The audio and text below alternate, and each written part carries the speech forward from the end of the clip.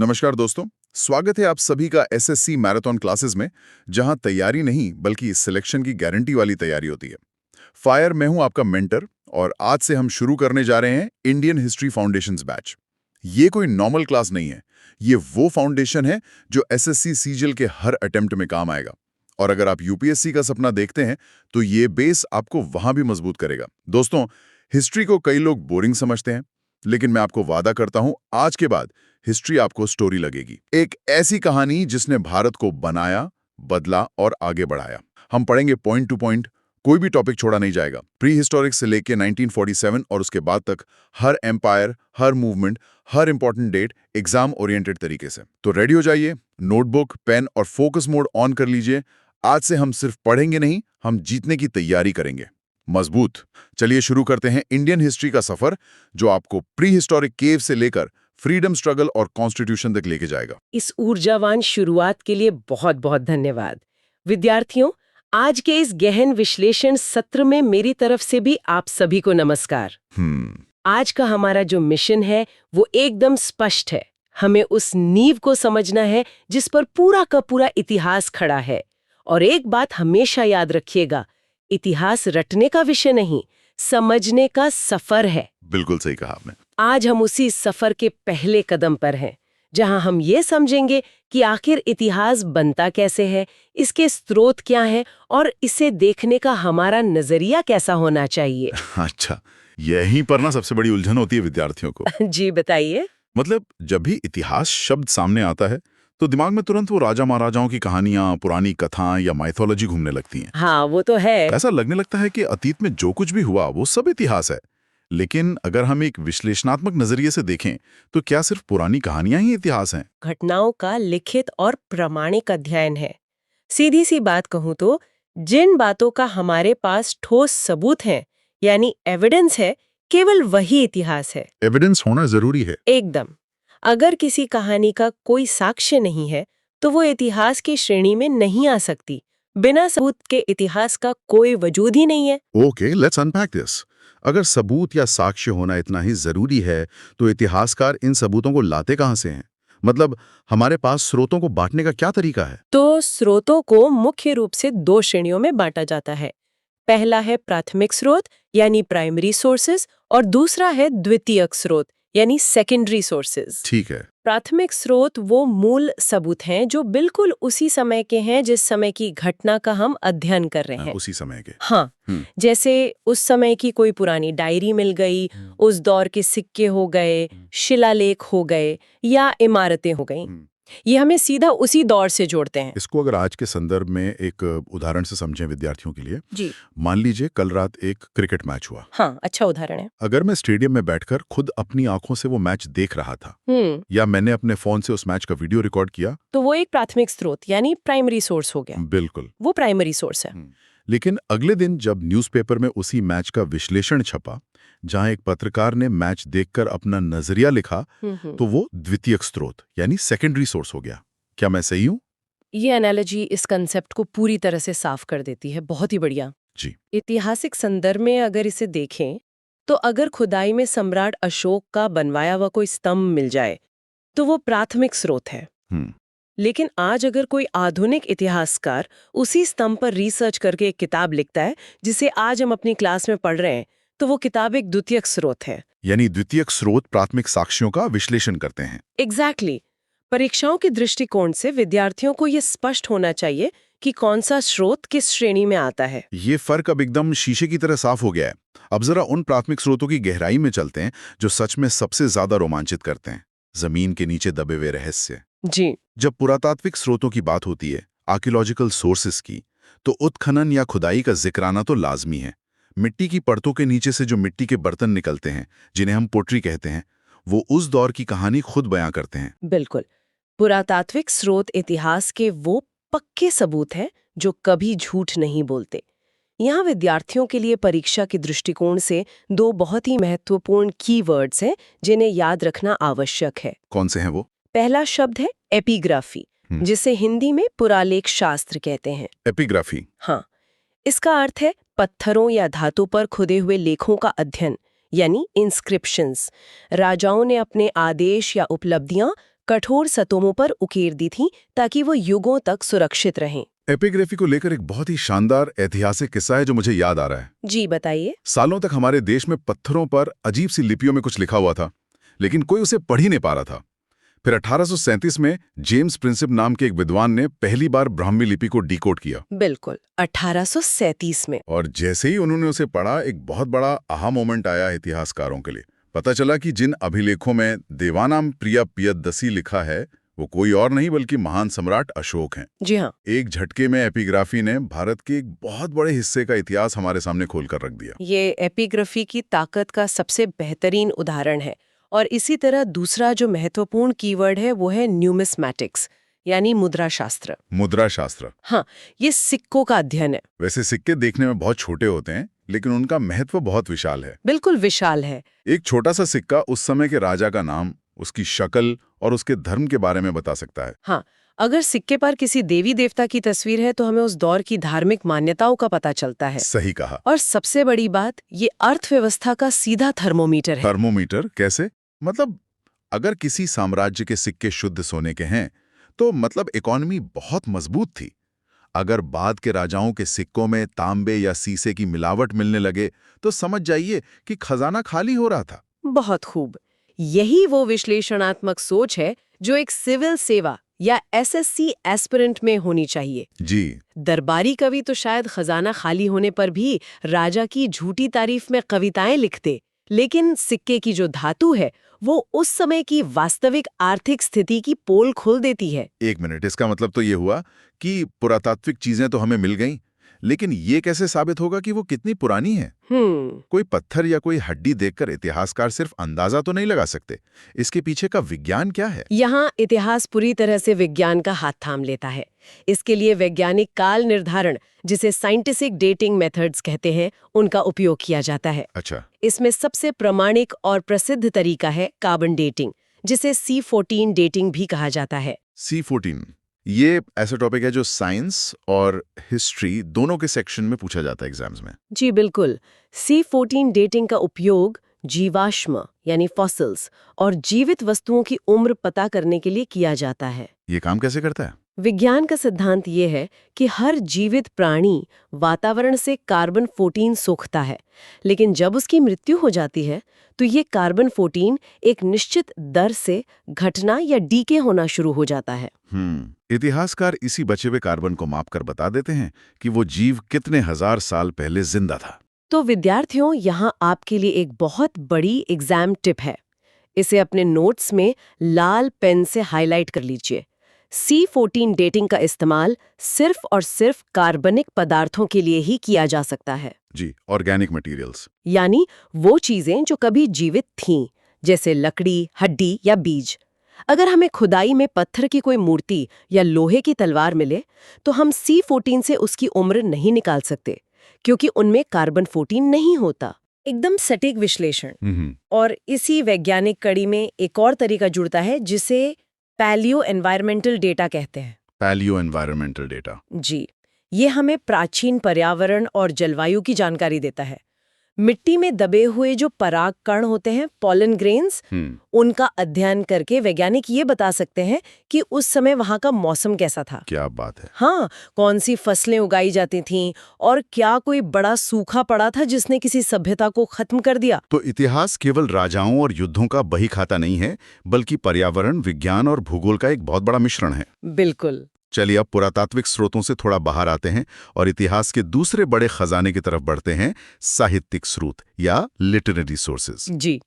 जब हम लिखित इतिहास की बात करते हैं तो भारत के पास तो ग्रंथों का एक पूरा महासागर है।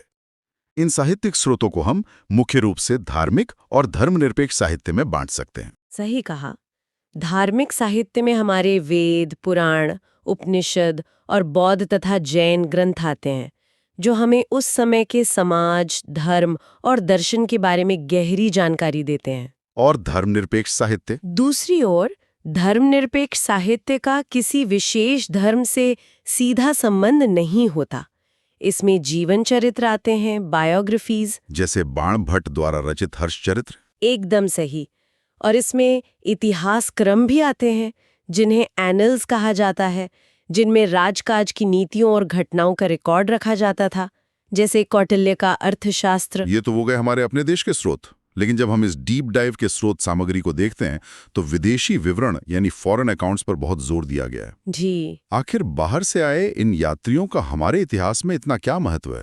What's fascinating here is कि विदेशी यात्रियों के वृत्तांत आंखों देखा हाल होते हैं। आई विटनेस अकाउंट्स। हाँ, जब कोई बाहर से भारत आता था तो उसे यहाँ की हर छोटी बड़ी चीज नई और अलग लगती थी। स्वाभाविक है। जो बातें हमारे अपने लेखकों के लिए बहुत नॉर्मल या आम थीं, विदेशी यात्रियों ने उन सबको बड़े आश्चर्य के साथ अपनी किताबों में विस्तार से दर्ज किया। विदेशी यात्रियों पर परीक्षाओं में बहुत सीधे सवाल आते हैं विद्यार्थियों।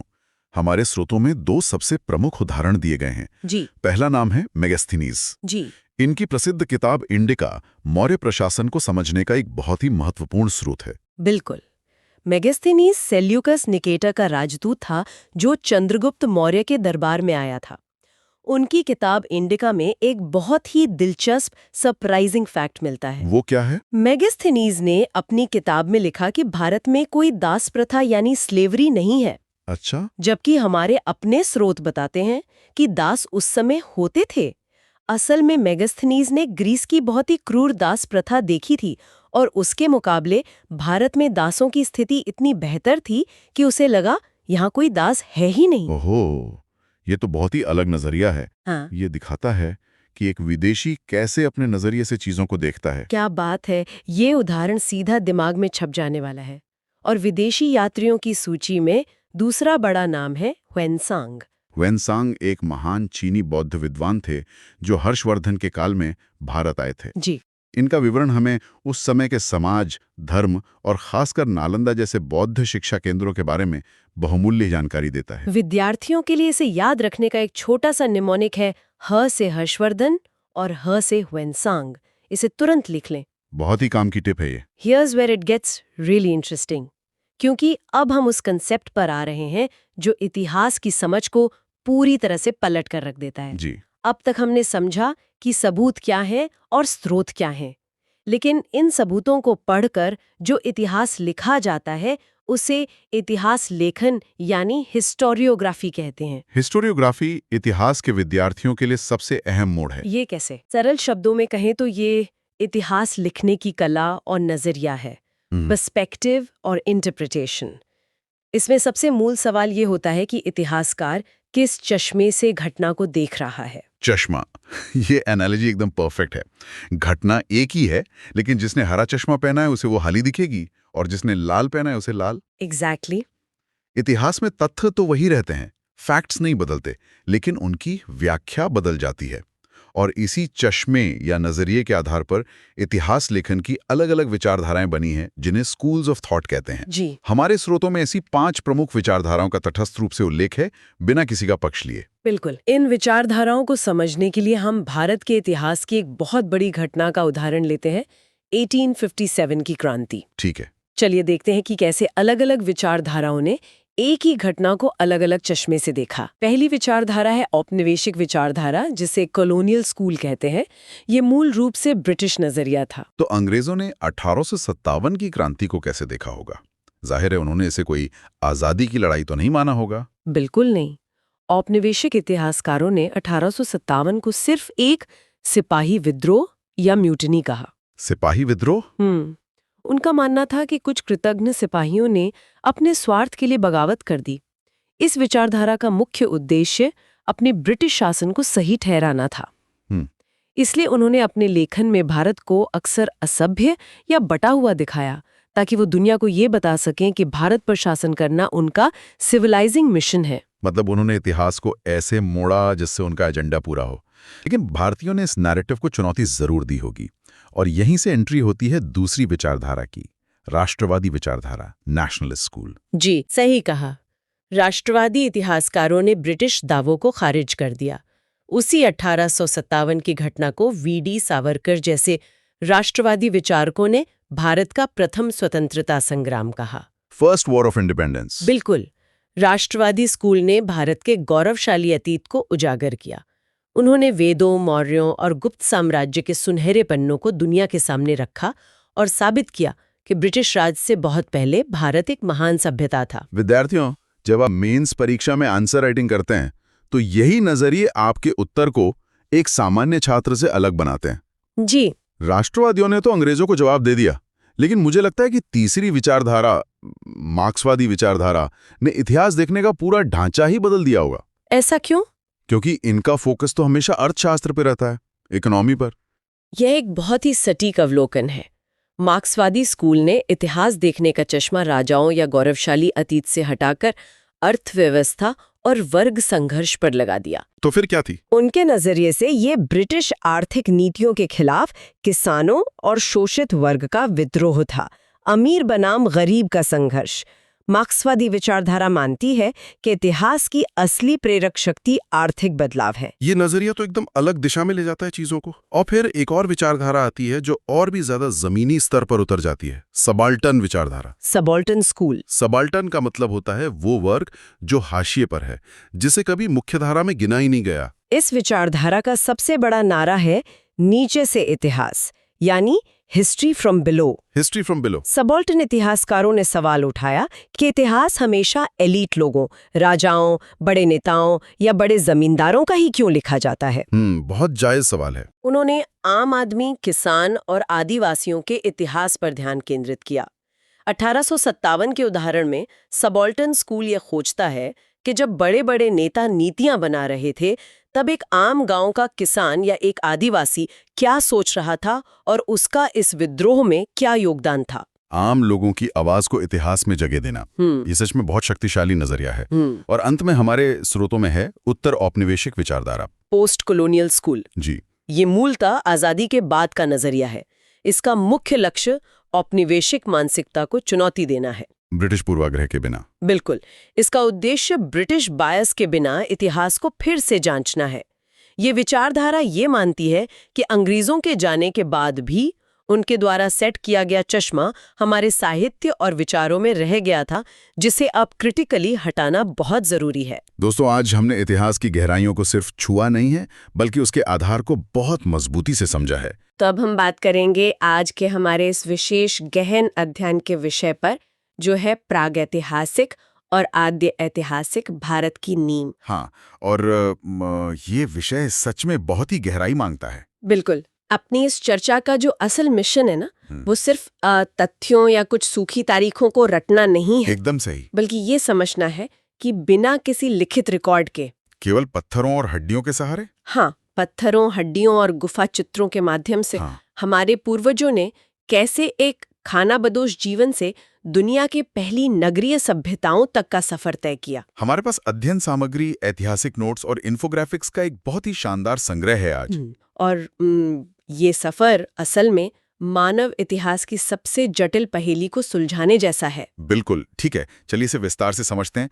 सबसे पहले ये जो इतिहास का वर्गीकरण है ना, उसे साफ कर लेते हैं। प्रागैतिहासिक यानी प्री हिस्ट्री और आद्य ऐतिहासिक यानी प्रोटो हिस्ट्री। हाँ, ये अंतर समझना बहुत जरूरी है।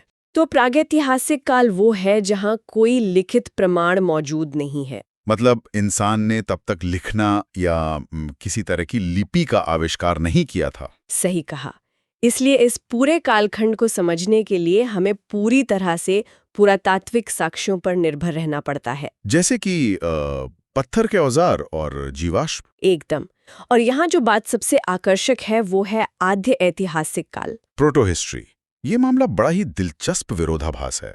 कैसे? क्योंकि इस दौरान लिपि तो अस्तित्व में आ गई थी, लेकिन उसे आज तक पढ़ा नहीं जा सका है। जैसे सिंधु घाटी सभ्यता। बिल्कुल, इंडस वैली सिविलाइजेशन इसका सबसे बड़ा उदाहरण है। उनके पास अपनी एक पूरी लिपि थी, लेकिन वो आज भी एक अभेद्य रहस्य बनी हुई है। जब तक हम उसे पढ़ नहीं लेते, वो काल आद्य ऐतिहासिक ही कहलाएगा। इतिहास का ये मौन अपने आप में बहुत कुछ कहता है। तो चलिए अब समय के पहिए को थोड़ा और पीछे ले चलते हैं। बात करते हैं पुरापाषाण काल की, जिसे पेलियोलिथिक एज भी कहते हैं। 20 लाख साल पहले से 10,000 ईसा पूर्व तक। 20 लाख साल, ये तो कल्पना से भी परे है। इस वक्त इंसान पूरी तरह से खानाबदोश था, गुफाओं में रहता था और शिकार करता था। और बेडौल पत्थरों के औजारों का उपयोग करता था, मतलब रफ पत्थर। हाँ, जैसे हैंड एक्स यानी हाथ की कुल्हाड़ी और क्लीवर्स। इस समय तक कृषि या मिट्टी के बर्तनों का कोई ज्ञान नहीं था। कोई ज्ञान नहीं था, बस रोज की जंग और सर्वाइवल। लेकिन अगर हम परीक्षा और इतिहास के नजरिए से देखें तो कुछ स्थान बहुत महत्वपूर्ण हो जाते हैं। जैसे नर्मदा घाटी। बिल्कुल, नर्मदा घाटी में भारत में मानव खोपड़ी के सबसे प्राचीन साक्ष्य मिले हैं। Cranial evidence. हाँ, जो साबित करता है कि वहां शुरुआती इंसानों का बसेरा था। और इसके साथ ही मध्य प्रदेश का भीमबेटका भी बहुत खास है। अरे हाँ, भीमबेटका, वो तो एक यूनेस्को विश्व धरोहर स्थल है। वहां की गुफाओं में जो शैल चित्र या रॉक पेंटिंग्स मिले हैं वे कमाल के हैं। उन चित्रों में शिकार के दृश्यों को जिस तरह उकेरा गया है वो सच में अद्भुत है। वो लोग अपनी कहानी पत्थरों पर छोड़ गए। और इस लंबे पुरा पाषाण काल के अंत में एक ऐसी घटना होती है जो सच में बहुत बड़ी थी। आग की खोज। बिल्कुल, आग की खोज जिसने मानव जीवन को हमेशा के लिए बदल दिया। आग ने उन्हें ठंड से बचाया, जानवरों से बचाया और सबसे बड़ी बात, खाना पकाना सिखाया। हाँ, पके हुए भोजन ने मानव मस्तिष्क के विकास को एक नई रफ्तार दी। और इसी बदलाव के साथ हम प्रवेश करते हैं मध्य पाषाण काल में, जिसे मेसोलिथिक एज कहते हैं। 10,000 ईसा पूर्व से 6,000 ईसा पूर्व का समय। यहाँ कहानी सच में बहुत दिलचस्प हो जाती है। अगर हम इसे बड़े परिदृश्य से जोड़कर देखें तो यह एक संक्रमण काल था, ट्रांजिशन फेज। हाँ, क्योंकि अब जलवायु बदल रही थी और इसी काल की सबसे बड़ी पहचान है माइक्रोलिथ्स, सूक्ष्म और नुकीले पत्थरों के औजार। भारी पत्थरों की जगह अब छोटे औजारों ने ले ली थी और इन्हीं से तीर कमान का आविष्कार हुआ। यह एक बहुत बड़ी तकनीकी छलांग थी। दूर से शिकार करना आसान हो गया था। लेकिन वो सिर्फ शिकार नहीं कर रहे थे ना? नहीं, इंसान ने इसी समय पशुपालन की शुरुआत भी कर दी थी, डोमेस्टिकेशन। कुत्ते और भेड़ सबसे पहले पाले गए थे। बिल्कुल, राजस्थान का बागोर और मध्य प्रदेश का आदमगढ़ इसके बहुत बड़े उदाहरण हैं, जहां पशुपालन के शुरुआती साक्ष्य मिलते हैं। और एक और गहरी बात इस काल में नजर आती है, शवाधान की शुरुआती प्रथाएं। बेरियल प्रैक्टिसेस, यानी मृतकों को दफनाना। ये एक बहुत बड़ा मानसिक बदलाव था। चेतना का विकास हो रहा था और इसी विकसित चेतना के साथ नवपाषाण काल शुरू होता है। न्यूलिथिक एज, 6000 ईसा पूर्व से 2000 ईसा पूर्व। ये काल तो मानव इतिहास की सबसे बड़ी कृषि क्रांति थी। मेरे हिसाब से तो ये एक पूर्ण गेम चेंजर था। इंसान अब भोजन का उत्पादक बन गया था। पॉलिश किए गए औजार इस्तेमाल होने लगे थे और कच्ची ईंटों और मिट्टी के घरों में स्थायी ग्रामीण जीवन शुरू हो गया था। और सबसे बड़ी बात, पहिए का आविष्कार। व्हील, पहिए ने तो सच में दुनिया की रफ्तार बढ़ा दी। और मृदभान का निर्माण भी शुरू हुआ। मिट्टी के बर्तन, क्योंकि जब आप गेहूं और जौ की खेती करते हैं तो उसे रखने के लिए बर्तन चाहिए होते हैं। और पूर्वी भारत में चावल की खेती के भी प्रमाण मिलते हैं, जिसने मानव समाज को खानाबदोश शिकारियों से एक स्थायी समुदाय में बदल दिया। एक क्लैन सिस्टम विकसित हो गया। तो इस सब का असल में क्या मतलब है? अगर इसे एक जगह देखना हो तो हम वर्तमान पाकिस्तान के बलूचिस्तान क्षेत्र में स्थित मेहरगढ़ को देख सकते हैं। बिल्कुल, मेहरगढ़ पर फोकस करना बहुत जरूरी है। इसे रोटी की टोकरी या ब्रेड बास्केट कहा जाता है। श्रोताओं के लिए ये जानना बहुत रोचक होगा कि मेहरगढ़ में दक्षिण एशिया में कृषि के सबसे प्राचीनतम साक्ष्य मिले हैं, 7000 ईसा पूर्व के आसपास। और वहां जो एक सबसे हैरान करने वाली चीज मिली है, प्रारंभिक दंत चिकित्सा के प्रमाण। Early dentistry. ये तो सच में दिमाग हिला जाने वाली बात है। बिना किसी आधुनिक दवा के चकमक पत्थर से दांत का इलाज करना, ये उनके विकसित ज्ञान को दर्शाता है।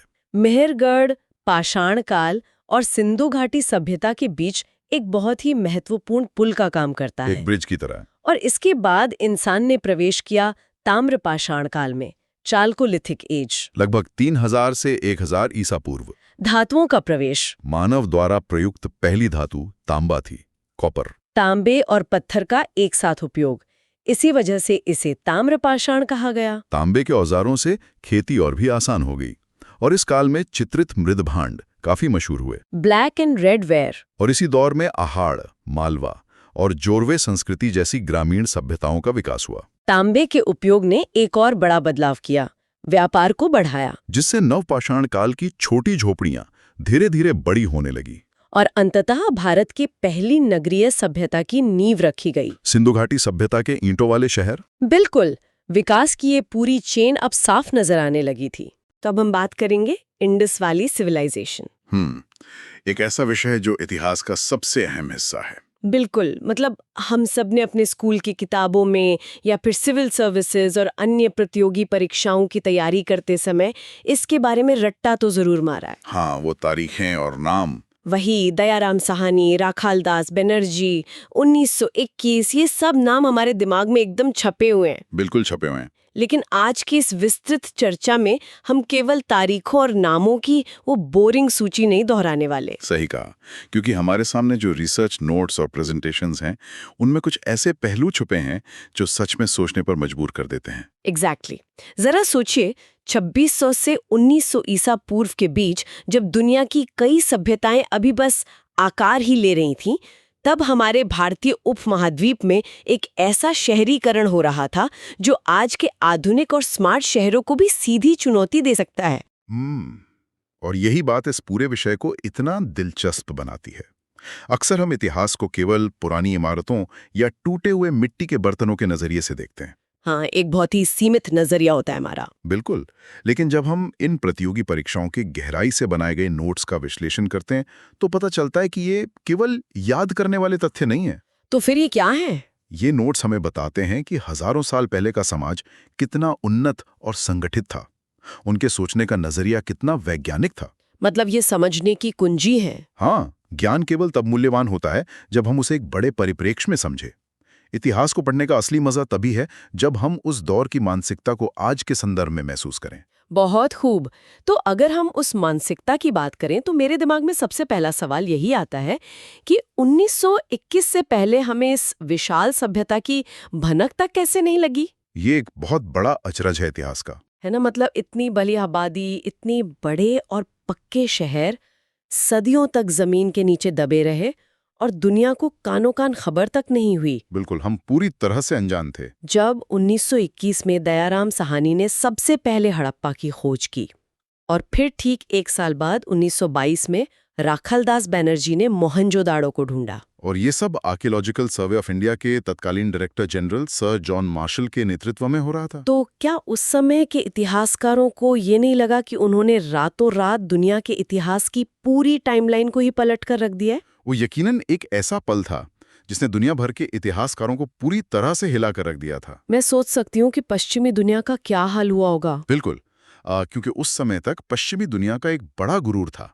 कि शहरीकरण की शुरुआत उनके वहां या मध्य पूर्व की सभ्यताओं में पहले हुई थी। लेकिन इस खोज ने सब बदल दिया। हाँ, इस खोज ने भारतीय उपमहाद्वीप को दुनिया की सबसे प्राचीन और विकसित सभ्यताओं की कतार में सबसे आगे लाकर खड़ा कर दिया। तो अगर हम इसके टाइमलाइन की बात करें जो नोट्स में दी गई है, अगर हम टाइमलाइन को स्पष्ट करें तो पूरी सभ्यता का सफर करीब 3300 ईसा पूर्व से शुरू होकर 1300 ईसा पूर्व तक चलता है। ओके, एक बहुत लंबा कालखंड है ये। लेकिन हमारे रिसर्च नोट्स में एक बात पर बहुत जोर दिया गया है और वो है इसका परिपक्व हड़प्पा काल, जिसे हम मैच्योर फेज कहते हैं। बिल्कुल, जो 2600 से 1900 ईसा पूर्व तक का था। परिपक्व काल से आपका मतलब वो समय है जब ये सभ्यता अपने बिल्कुल चरम पर थी। हाँ, क्योंकि मैंने ध्यान दिया है कि यूपीएससी और एसएससी की परीक्षाओं में ज्यादातर सवाल और चर्चाएं इसी कालखंड के इर्द गिर्द घूमते हैं। तो क्या यही वो दौर था जब छोटे गांव शहरों में बदल गए थे? एकदम सही, यही वो दौर था जब छोटे छोटे गांव पूरी तरह से विशाल और सुनियोजित शहरों में बदल चुके थे। उनका व्यापार, उनकी निर्माण तकनीक, उनका नगर नियोजन, सब कुछ एक आदर्श स्थिति में पहुंच गया था। और इसका जो विस्तार था वो भी तो काफी बड़ा था। बहुत विशाल था। ये केवल सिंधु नदी तक सीमित नहीं थी, बल्कि आज के पाकिस्तान से लेकर पश्चिमी भारत में गुजरात, राजस्थान, हरियाणा और पंजाब तक इसका प्रभाव था। जब हम इन शहरों की बात करते हैं तो इनका जो नगर नियोजन था यानी टाउन प्लानिंग, वो मुझे सबसे ज्यादा हैरान करता है। और करना भी चाहिए, क्योंकि वो अपने समय से बहुत आगे थे। आज के समय में हमारे पास आधुनिक तकनीक है, जीपीएस है, सैटेलाइट मैपिंग है, फिर भी हमारे शहरों में ट्रैफिक जैम और बिना सोचे समझे बनी कॉलोनियां आम बात है। ये तो हमारे आज के शहरों की कड़वी सच्चाई है। लेकिन 4500 साल पहले उन्होंने एक शानदार ग्रिड प्रणाली का इस्तेमाल किया। Grid system? हाँ, सड़कें एक दूसरे को बिल्कुल समकोण पर यानी 90 डिग्री पर काटती थीं। अगर मैं इसकी तुलना आज के चंडीगढ़ या जयपुर जैसे बेहतरीन नियोजित शहरों से करूं, तो क्या ये कहना गलत होगा कि उस समय के लोग असल में हमसे बहुत बेहतर टाउन प्लानर थे? ये तुलना बहुत ही सटीक है और बिल्कुल भी गलत नहीं है, चंडीगढ़ का जो सेक्टर सिस्टम है, कुछ वैसी ही दूरदर्शी सोच उस समय भी थी। ये सच में अमेजिंग है। और अगर हम इस चीज को एक बड़ी पिक्चर से कनेक्ट करें तो उन्होंने सिर्फ सीधी सड़कें ही नहीं बनाई, बल्कि पूरे शहर को एक बहुत ही सोची समझी रणनीति के तहत मुख्य रूप से 2 हिस्सों में बांटा था। 2 हिस्से? वो दुर्ग और निचले नगर वाले? बिल्कुल। पहला हिस्सा ऊंचाई पर चबूतरे पर बनाया जाता था, जिसे दुर्ग या सिटाडेल कहते हैं। वहां शायद प्रशासनिक कामकाज होते होंगे। हाँ, या फिर समाज के महत्वपूर्ण लोग रहते होंगे। और दूसरा हिस्सा था निचला नगर, जो आम जनता के रहने और रोजमर्रा के कामों के लिए था। तो क्या इसका मतलब ये है कि उस समय भी समाज में कोई ना कोई व्यवस्था या पदानुक्रम था जो ये तय करता था कि कौन कहाँ रहेगा? ये एक बहुत ही तार्किक निष्कर्ष है। भले ही हमें उनके समाज की सटीक संरचना के बारे में कोई लिखित जानकारी नहीं मिली है, हाँ, क्योंकि लिपि तो पढ़ी नहीं गई है। लेकिन शहरों का ये स्पष्ट बंटवारा साफ दिखाता है कि कोई ना कोई सुव्यवस्थित संगठन तो जरूर था जो पूरे शहर का प्रबंधन संभालता था। और प्रबंधन की बात निकले तो इन घरों की जो जल निकासी व्यवस्था थी, उसका जिक्र तो जरूर होना चाहिए। ड्रेनेज सिस्टम, वो तो उनका मास्टरपीस था। आज भी थोड़ी सी तेज बारिश में हमारे कई आधुनिक शहर जलमग्न हो जाते हैं, सड़कें तालाब बन जाती हैं। बिल्कुल, हम सब ने ये झेला है। लेकिन उन लोगों ने जो नालियां बनाई थीं, वे पक्की ईंटों से पूरी तरह ढकी हुई थीं। हर घर का पानी गली की छोटी नाली से होते हुए सड़क की मुख्य नाली में जाता था। एक परफेक्ट नेटवर्क था वो। और घरों के अंदर अपने कुएं और पक्के स्नानघर थे। ये साफ सफाई को लेकर एक अलग ही स्तर का जुनून लगता है। ये जुनून ही तो उन्हें अपने समय की बाकी सभ्यताओं से अलग और उन्नत बनाता है। मतलब हाइजीन उनके लिए बहुत जरूरी था। उनके लिए स्वच्छता केवल एक अच्छी आदत नहीं थी, बल्कि शायद उनके पूरे जीवन दर्शन और स्वास्थ्य विज्ञान का एक अहम हिस्सा थी। और हमारे सोर्सेज में जो प्रमुख स्थल दिए गए हैं, उनकी खूबियां भी इस बात की गवाही देती हैं। बिल्कुल। अगर हम अलग-अलग शहरों के साक्ष्यों पर नजर डालें तो हर शहर की अपनी एक इंजीनियरिंग खासियत देखने को मिलती है। चलिए एक एक करके इनकी बात करते हैं। हड़प्पा से शुरू करते हैं। रावी नदी के तट पर स्थित हड़प्पा से विशाल अन्नागार मिले हैं, जो उस समय के बड़े और सुरक्षित गोदाम हुआ करते थे, जहां वे अपना अनाज जमा करते थे। और पत्थर की मुद्राएं भी वहीं से मिली थीं। मैंने मोहनजोदड़ो के बारे में भी काफी कुछ पढ़ा है। मोहनजोदड़ो का विशाल स्नानागार तो बहुत मशहूर है। हाँ, वो ग्रेट बात।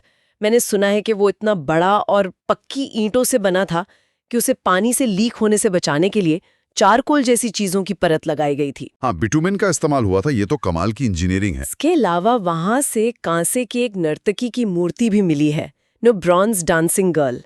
और विशाल अन्नागार भी। सही कहा। वो कांसे नर्तकी इस बात का प्रमाण है कि वे धातु विज्ञान और ढलाई की तकनीक में कितने माहिर थे।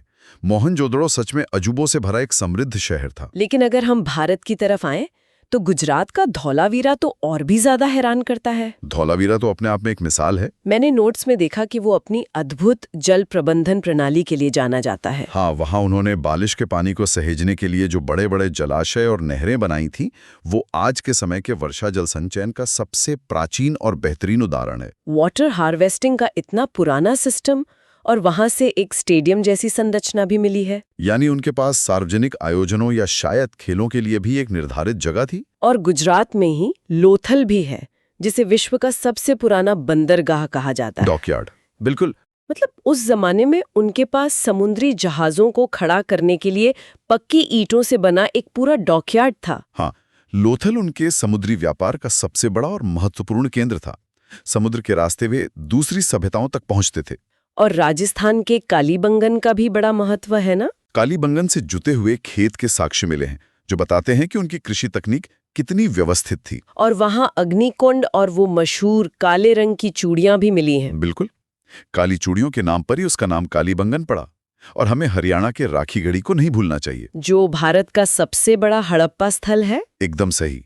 इन सभी शहरों की खूबियों को सुन के एक बात तो साफ है कि अगर कोई सभ्यता इतने बड़े बड़े निर्माण कर रही है तो उसकी अर्थव्यवस्था बहुत मजबूत रही होगी। बिना मजबूत इकोनॉमी के ये सब संभव ही नहीं है। अब यहाँ चीजें सच में बहुत दिलचस्प हो जाती हैं। खेती की बात करें तो एक जानकारी जो मुझे हमेशा रोमांचित करती है वो ये है कि पूरी दुनिया में सबसे पहले कपास उगाने का श्रेय इन्हीं लोगों को जाता है। ये एक बहुत बड़ा आहा मोमेंट है। आज जो सूती कपड़े पूरी दुनिया पहनती है, उसकी शुरुआत हमारे इसी उपमहाद्वीप से हुई थी। ये गर्व करने वाली बात है। कपास के अलावा वे गेहूं और जौ भी उगाते थे और गाय, बैल, भेड़, बकरियां भी पालते थे। कृषि और पशुपालन दोनों बहुत उन्नत थे। लेकिन मेरा सवाल ये है कि केवल खेती से तो इतने बड़े और आधुनिक शहर नहीं बस सकते। उनका व्यापारिक नेटवर्क कैसा था? व्यापारी तो उनकी अर्थव्यवस्था की असली रीढ़ था। तो क्या वे सिर्फ आसपास व्यापार करते थे? नहीं, उनका व्यापारिक नेटवर्क सिर्फ आसपास के इलाकों तक सीमित नहीं था, बल्कि मेसोपोटामिया, जो आज के इराक के पास है, वहां तक फैला हुआ था। मतलब इंटरनेशनल ट्रेड? हाँ, लोथल के बंदरगाह से उनके जहाज तांबा, मनके और हाथी दांत लेकर समंदर पार जाते थे। ये तो बहुत ही एडवांस्ड है। और सबसे दिलचस्प बात यह है कि उनका पूरा व्यापार एक बहुत ही मानकीकृत प्रणाली पर चलता था। मानकीकृत प्रणाली से आपका मतलब है कि उनके नापने और तौलने के पैमाने हर जगह एक जैसे थे? एकदम सही। जैसे आज हमारे पास ISI मार्क होता है या फिर हम पूरे देश में किलो और मीटर का एक ही प्रमाणिक पैमाना इस्तेमाल करते हैं, वैसे ही हड़प्पा सभ्यता में बाट और माप की एक बहुत ही सटीक व्यवस्था थी। हाँ, मैंने पढ़ा था कि ईंटों का आकार भी फिक्स था। बिल्कुल, उनके ईंटों का आकार 4:2:1 में होता था, चाहे वो ईंट हड़प्पा में बनी हो या फिर सैकड़ों किलोमीटर दूर मोहनजोदाड़ो या लोथल में। लेकिन यहीं पर एक बहुत बड़ा सवाल खड़ा होता है। क्या सवाल? इतनी बड़ी व्यवस्था, एक जैसे तौल के बाट, एक जैसी ईंटें, इतना बड़ा व्यापारिक नेटवर्क, ये सब बिना किसी राजा या सरकार के कैसे चल रहा था? ये इस सभ्यता का सबसे बड़ा रहस्य है। क्योंकि मैंने नोट्स में देखा है कि पूरे उत्खनन में कहीं भी कोई बड़े महल या किसी सम्राट के होने का पक्का सबूत नहीं मिला है। तो क्या ये मुमकिन है कि बिना किसी शासक के इतना बड़ा सिस्टम चल रहा हो? ये एक बहुत ही महत्वपूर्ण सवाल है। मिस्र जैसी समकालीन सभ्यताओं में फराओं होते थे, मेसोपोटामिया में ताकतवर राजा होते थे, लेकिन यह ऐसा कुछ नहीं मिला। और सेना का क्या? सबसे बड़ी बात, यहां से युद्ध के बड़े हथियार या तलवारें भी नहीं मिली हैं, जो बताता है कि शायद ये बहुत ही शांतिप्रिय लोग थे। तो फिर प्रशासन कैसे चलता था? इतिहासकारों का मानना है कि शायद वहां कोई राजशाही या तानाशाही नहीं थी, बल्कि शासन की बागडोर व्यापारियों के किसी समूह या किसी चुनी हुई नगर परिषद के हाथ में थी। एक तरह की विकेंद्रीकृत व्यवस्था। ये तो किसी आधुनिक लोकतंत्र या फिर एक बहुत बड़े कॉर्पोरेट बोर्ड जैसी व्यवस्था लगती है। बिल्कुल, जहां समाज के सक्षम लोग मिलकर नीतियां बनाते हों। अगर हथियारों की कमी है, तो इसका मतलब है कि उन्होंने अपनी ऊर्जा लड़ने भिड़ने के बजाय व्यापार, कला और विकास में लगाई। यही उनकी सबसे बड़ी खासियत थी। अगर हम उनके समाज की तरफ मुड़ें, तो वर्ग विभाजन तो था, लेकिन कोई स्पष्ट जाति व्यवस्था नहीं दिखती। हाँ, समाज काफी अलग तरह से बटा था। और एक और बात जो ध्यान खींचती है, वो है समाज में महिलाओं की स्थिति। वहां से मिट्टी की बहुत सारी मातृ देवी की मूर्तियां मिली हैं। मदर गॉडेस की मूर्तियां, हाँ। क्या इससे ये माना जा सकता है कि स्त्रियों को समाज में बहुत महत्वपूर्ण भूमिका दी जाती थी? ये बहुत ही प्रबल संभावना है। मातृ देवी की मूर्तियों का इतनी बड़ी संख्या में मिलना ये साफ इशारा करता है कि वे सृजन और प्रकृति को देवी के रूप में पूजते थे। इसके अलावा धर्म के मामले में उनका नजरिया आज के कई कर्मकांडों से बहुत अलग था। बिल्कुल, एक बहुत ही मशहूर मोहर मिली है जिस पर 3 सींग वाले पशुपति की आकृति है, जिसे कई विद्वान भगवान शिव का शुरुआती रूप यानी प्रोटो शिवा मानते हैं। और वे प्रकृति की भी बहुत इज्जत करते थे। हाँ, पीपल के पेड़ की पूजा करना या फिर कुबड़ वाले बैल का महत्व, ये सब उनके धार्मिक विश्वासों का अभिन्न हिस्सा थे। और जो राजस्थान के कालीबंगन में अग्निकुंड मिले हैं, वो भी शायद किसी तरह के विशेष अनुष्ठान की तरफ इशारा करते हैं। हाँ, फायर ऑल्टर्स का अपना अलग महत्व था। लेकिन जो बात मुझे सबसे ज्यादा फैसिनेटिंग लगती है, वो ये कि इतने विकसित होने के बावजूद, इतना पैसा और संसाधन होने के बावजूद, उन्होंने कोई भव्य मंदिर क्यों नहीं बनाया? ये सच में सोचने वाली बात है। पूरी सभ्यता में एक भी ऐसी इमारत नहीं मिली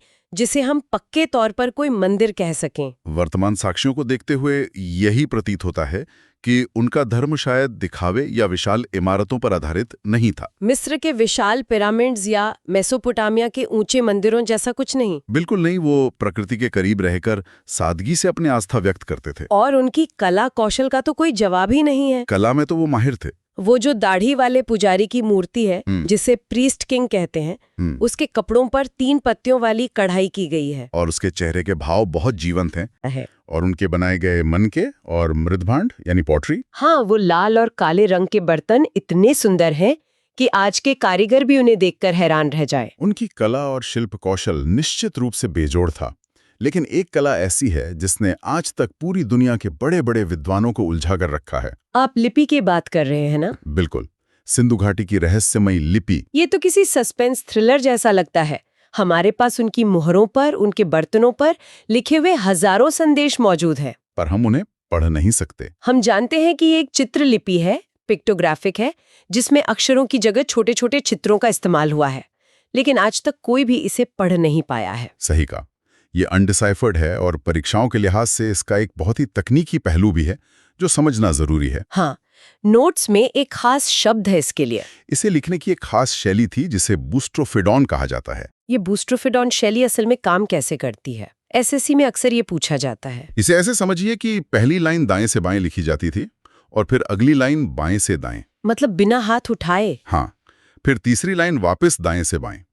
ये एक बहुत ही प्रवाहपूर्ण तरीका लगता है जो मुख्य रूप से उनकी मोहरों पर ही मिला है। तो अब जब हम इस पूरी तस्वीर को देखते हैं, इतने बेहतरीन शहर, ढकी हुई नालियां, दूर दूर तक फैला व्यापार, उन्नत खेती, एक शांत समाज, तो एक सवाल दिमाग में हथौड़े की तरह बचता है कि इन सबका अंत कैसे हो गया? हाँ, इतनी महान सभ्यता अचानक से मिट्टी में कैसे मिल गई? पहले तो किताबों में यही पढ़ाया जाता था कि आर्यों ने बाहर से आके हमला किया। Aryan invasion theory. हाँ, लेकिन अब तो नोट्स और रिसर्च स्पष्ट रूप से बताते हैं कि वो सिद्धांत पूरी तरह से गलत साबित हो चुका है। बिल्कुल। आर्यों के आक्रमण का सिद्धांत अब अकादमिक जगत में एक विवादित और लगभग खारिज किया जा चुका विचार है। तो फिर असली कारण क्या था? पुरातात्विक साक्ष्यों में किसी भी बड़े युद्ध या नरसंहार के कोई सबूत नहीं मिले हैं। आधुनिक वैज्ञानिक अब मानते हैं कि इसके पतन के पीछे मुख्य रूप से पर्यावरणीय और भौगोलिक कारण थे। मतलब जलवायु परिवर्तन। हाँ, जलवायु परिवर्तन और बाढ़। कुछ विद्वानों का मानना है कि भयंकर बाढ़ ने मोहनजोदाड़ो जैसे शहरों को बार बार तबाह किया। और नदियों का सूखना भी तो एक बड़ा कारण था ना। सबसे मजबूत कारण वही माना जाता है। टेक्टोनिक गतिविधियों के कारण नदियों का अपना रास्ता बदल लेना, खासकर घग्घर हकरा नदी प्रणाली, जिसे प्राचीन सरस्वती नदी माना जाता है, उसका सूखना। ये बात समझ में आती है। जिन नदियों के किनारे ये बड़े शहर बसे थे, जब उन नदियों ने ही अपना मुंह मोड़ लिया तो खेती कैसे होती? बिल्कुल, और बिना खेती के बड़े शहरों में रहने वाले लोगों के लिए अनाज कहाँ से आता? इसलिए ये पतन कोई एक रात में हुआ हमला नहीं था। ये एक बहुत ही धीमी प्रक्रिया थी। लोगों ने धीरे धीरे बड़े शहरों को छोड़ना शुरू कर दिया और वे पूरब और दक्षिण की तरफ, जहां पानी था, वहां छोटे गांवों में बसने लगे। शहरीकरण वापस एक ग्रामीण जीवन में बदल गया। बिल्कुल। जाते जाते सोर्सेज में दिए गए एग्जाम क्विक रिवीजन का एक रैपिड फायर हो जाए ताकि सुनने वालों को मुख्य बातें याद रहें। चलिए हो जाए। ग्रेट बाथ या विशाल स्नानागार कहाँ मिला? मोहनजोदाड़ो में। भारत का सबसे बड़ा हड़प्पा स्थल कौन सा है? हरियाणा का राखीगढ़ी। और विश्व का प्राचीनतम बंदरगाह? गुजरात का लोथल। जूते हुए खेत और अग्निकुंड? राजस्थान का कालीबंगन। क्या बात है। तो आज की इस विस्तृत चर्चा से ये पूरी तरह साफ हो गया है कि सिंधु घाटी सभ्यता केवल इतिहास के किसी पन्ने का रूखा सा हिस्सा नहीं ये है। साबित करती है कि प्राचीन काल में भी भारतीय उपमहाद्वीप में एक सुव्यवस्थित और तकनीकी रूप से उन्नत समाज मौजूद था। और ये जानकारी केवल परीक्षा पास करने के लिए नहीं, बल्कि अपनी जड़ों को समझने के लिए जरूरी है। एकदम सही कहा आप। तो अब हम बात करेंगे वैदिक काल की, वैदिक पीरियड। हाँ, एक ऐसा विषय जो सच में बहुत गहरा है। मेरा मतलब है इतिहास का एक बहुत बड़ा और रहस्यमयी मोड़ है ना। एकदम सही कह रहे हैं आप। क्योंकि देखिए, जब हम जो हमारे पास अध्ययन सामग्री है, जो पीडीएफ और नोट्स हैं, उनको देखते हैं तो सिंधु घाटी सभ्यता, जो अपने समय की सबसे बेहतरीन सभ्यता थी, बिल्कुल, जिसके पास पक्के घर थे, बेहतरीन जल निकासी व्यवस्था थी, वो अचानक इतिहास के पन्नों से गायब हो जाती है। एकदम ओझल हो जाती है। और उसके बाद जिस नई सभ्यता की नींव पड़ती है जी, वो उन पुराने खंडोरों पर कोई नया शहर नहीं बसाती, बल्कि बिल्कुल एक अलग ही कहानी शुरू करती है। हाँ, एकदम नई शुरुआत। तो चलिए इसे समझते हैं कि कैसे कुछ घुमंतू कबीलों ने एक ऐसी मजबूत सामाजिक और दार्शनिक नींव रखी जिस पर आज का आधुनिक भारत खड़ा है। बिल्कुल। और देखिए, इसे समझना इसलिए भी जरूरी है अगर हम शांत दिमाग से इसका विश्लेषण करें। हाँ। तो किसी भी प्रतियोगी परीक्षा जैसे एसएससी या यूपीएससी ले लीजिए, वहां तो ये आता ही है। हाँ, या फिर बस इतिहास की एक गहरी समझ के लिए ये काल सबसे महत्वपूर्ण है। क्योंकि यहीं से हमारी सामाजिक और राजनीतिक संरचना का जन्म हुआ था। बिल्कुल सही। जो समाज हम आज देखते हैं उसके बीज यहीं बोए गए थे। अगर हम काल विभाजन की बात करें जी, तो पीडीएफ के मुताबिक इस पूरे कालखंड को समझने के लिए इसे 2 स्पष्ट हिस्सों में बांटा गया है। पहला है प्रारंभिक वैदिक काल, जो करीब 1500 से 1000 ईसा पूर्व तक माना जाता है, और फिर दूसरा आता है उत्तर वैदिक काल, जो 1000 ईसा पूर्व से शुरू होकर 600 ईसा पूर्व तक चलता है। और सबसे मजे की बात बताऊं, जी बताइए। हमें इस काल का पूरा ज्ञान किसी पत्थर या इमारत से नहीं मिलता। हाँ, ये पूरी जानकारी हमें वैदिक साहित्य से मिलती है। जैसे हमारे 4 वेद हो गए। यहाँ जो सबसे रोचक बात है वो ये कि ये स्रोत सिर्फ किताबें नहीं हैं, मतलब ये उससे कहीं ज्यादा हैं, बहुत गहरे हैं। जैसे ऋग्वेद जो सबसे प्राचीन है, जिसमें मैंने पढ़ा था कि 1028 सूक्त हैं। बिल्कुल सही। और फिर आता है सामवेद। सामवेद मतलब जो संगीत से जुड़ा है। हाँ, इसे ही भारतीय संगीत का जनक माना जाता है। और यजुर्वेद? यजुर्वेद में मुख्य रूप से यज्ञ और कर्मकांड के नियम दिए गए हैं। लेकिन वो चौथा वेद अथर्ववेद, वो थोड़ा अलग लगता है। बहुत अलग। उसमें चिकित्सा, बीमारियां और जादू टोने जैसी चीजें हैं। तो क्या वैदिक साहित्य सिर्फ इन 4 वेदों तक ही सीमित है? नहीं नहीं, इनमें और भी बहुत कुछ है।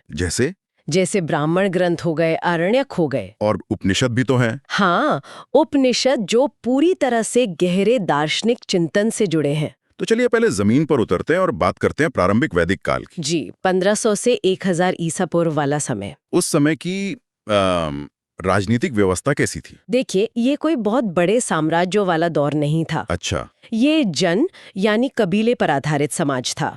जन का मतलब कबीला। हाँ, और जो राजा होता था उसे राजन कहा जाता था। तो क्या वो कोई निरंकुश या तानाशाही शासक होता था? बिल्कुल नहीं, वो गोपथ था, मतलब सिर्फ कबीले का रक्षक। और सेना वगैरह?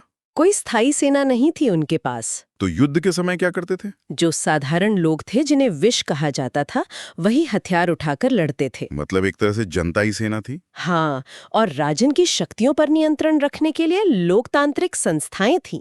सभा और समिति। एकदम सही, ये संस्थाएं बहुत महत्वपूर्ण थीं। ये जो सभा और समिति थी, इनमें फर्क क्या था? देखिए, हमारे नोट्स बताते हैं कि समिति एक आम सभा जैसी थी जहां सारे लोग जुड़ते थे। और सभा थोड़ी विशिष्ट होती थी, जिसमें बड़े बुजुर्ग या ज्ञानी लोग बैठते थे। और राजन कोई भी फैसला इनकी मर्जी के बिना नहीं ले सकता था। बिल्कुल नहीं, ये एक तरह का कबीलाई लोकतंत्र था। अब अगर हम रोजमर्रा की जिंदगी या अर्थव्यवस्था की बात करें, तो मुख्य पेशा कृषि नहीं था? नहीं, उनका मुख्य काम पशुपालन था। और गाय का महत्व तो बहुत ज्यादा था। अरे गाय तो समझ लीजिए पूरी अर्थव्यवस्था का केंद्र थी। धन का प्रतीक। बिल्कुल, उसे अघन्य कहा जाता था, मतलब जिसे मारा ना जा सके। मैंने तो यहाँ तक पढ़ा है कि युद्ध भी गायों के लिए होते थे। हाँ, जिन्हें गविष्ठी कहा जाता था, जिसका मतलब ही है गायों की खोज। मतलब पड़ोसी कबीले पर हमला इसलिए हो रहा है ताकि उनकी गायें ला सके। जी, उस समय जमीन का कोई खास मोल नहीं था।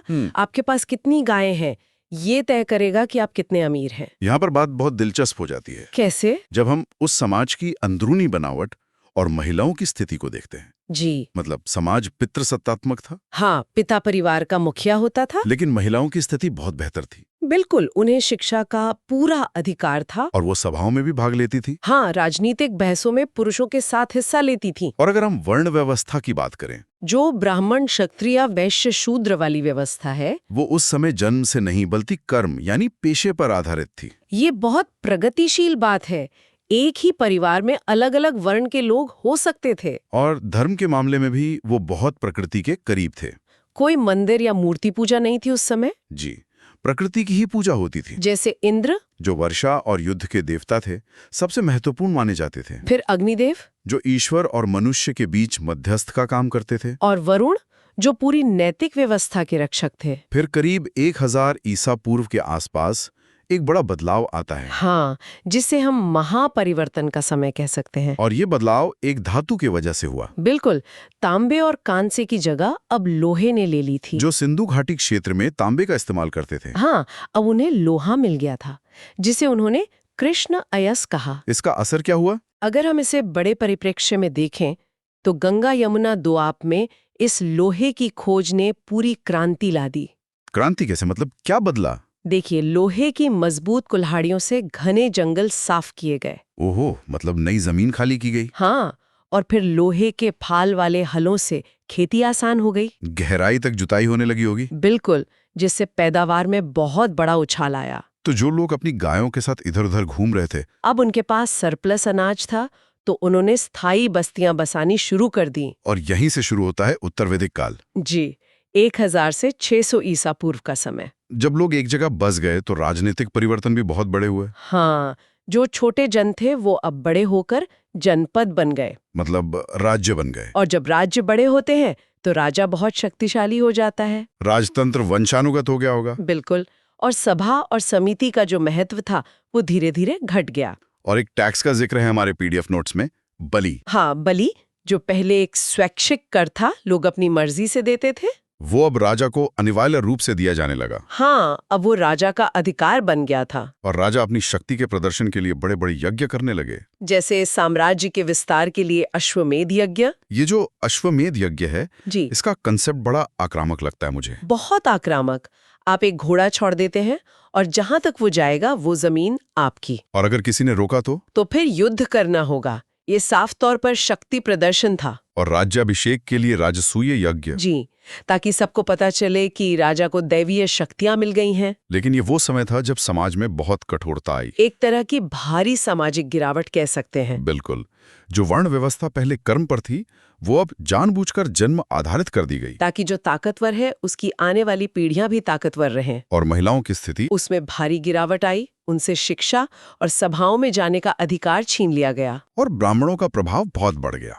जी, अर्थव्यवस्था में भी अब पशुपालन पीछे छूट गया था। अब कृषि पूरी तरह से मुख्य पेशा बन चुकी थी। पर हमारे अध्ययन सामग्री के अनुसार इसी समय से बड़े नगरों का आरंभ होने लगा था। और अगर धर्म और दर्शन की बात करें तो इस काल में एक बड़ा वैचारिक अंतर्विरोध दिखता है। कैसा अंतर्विरोध?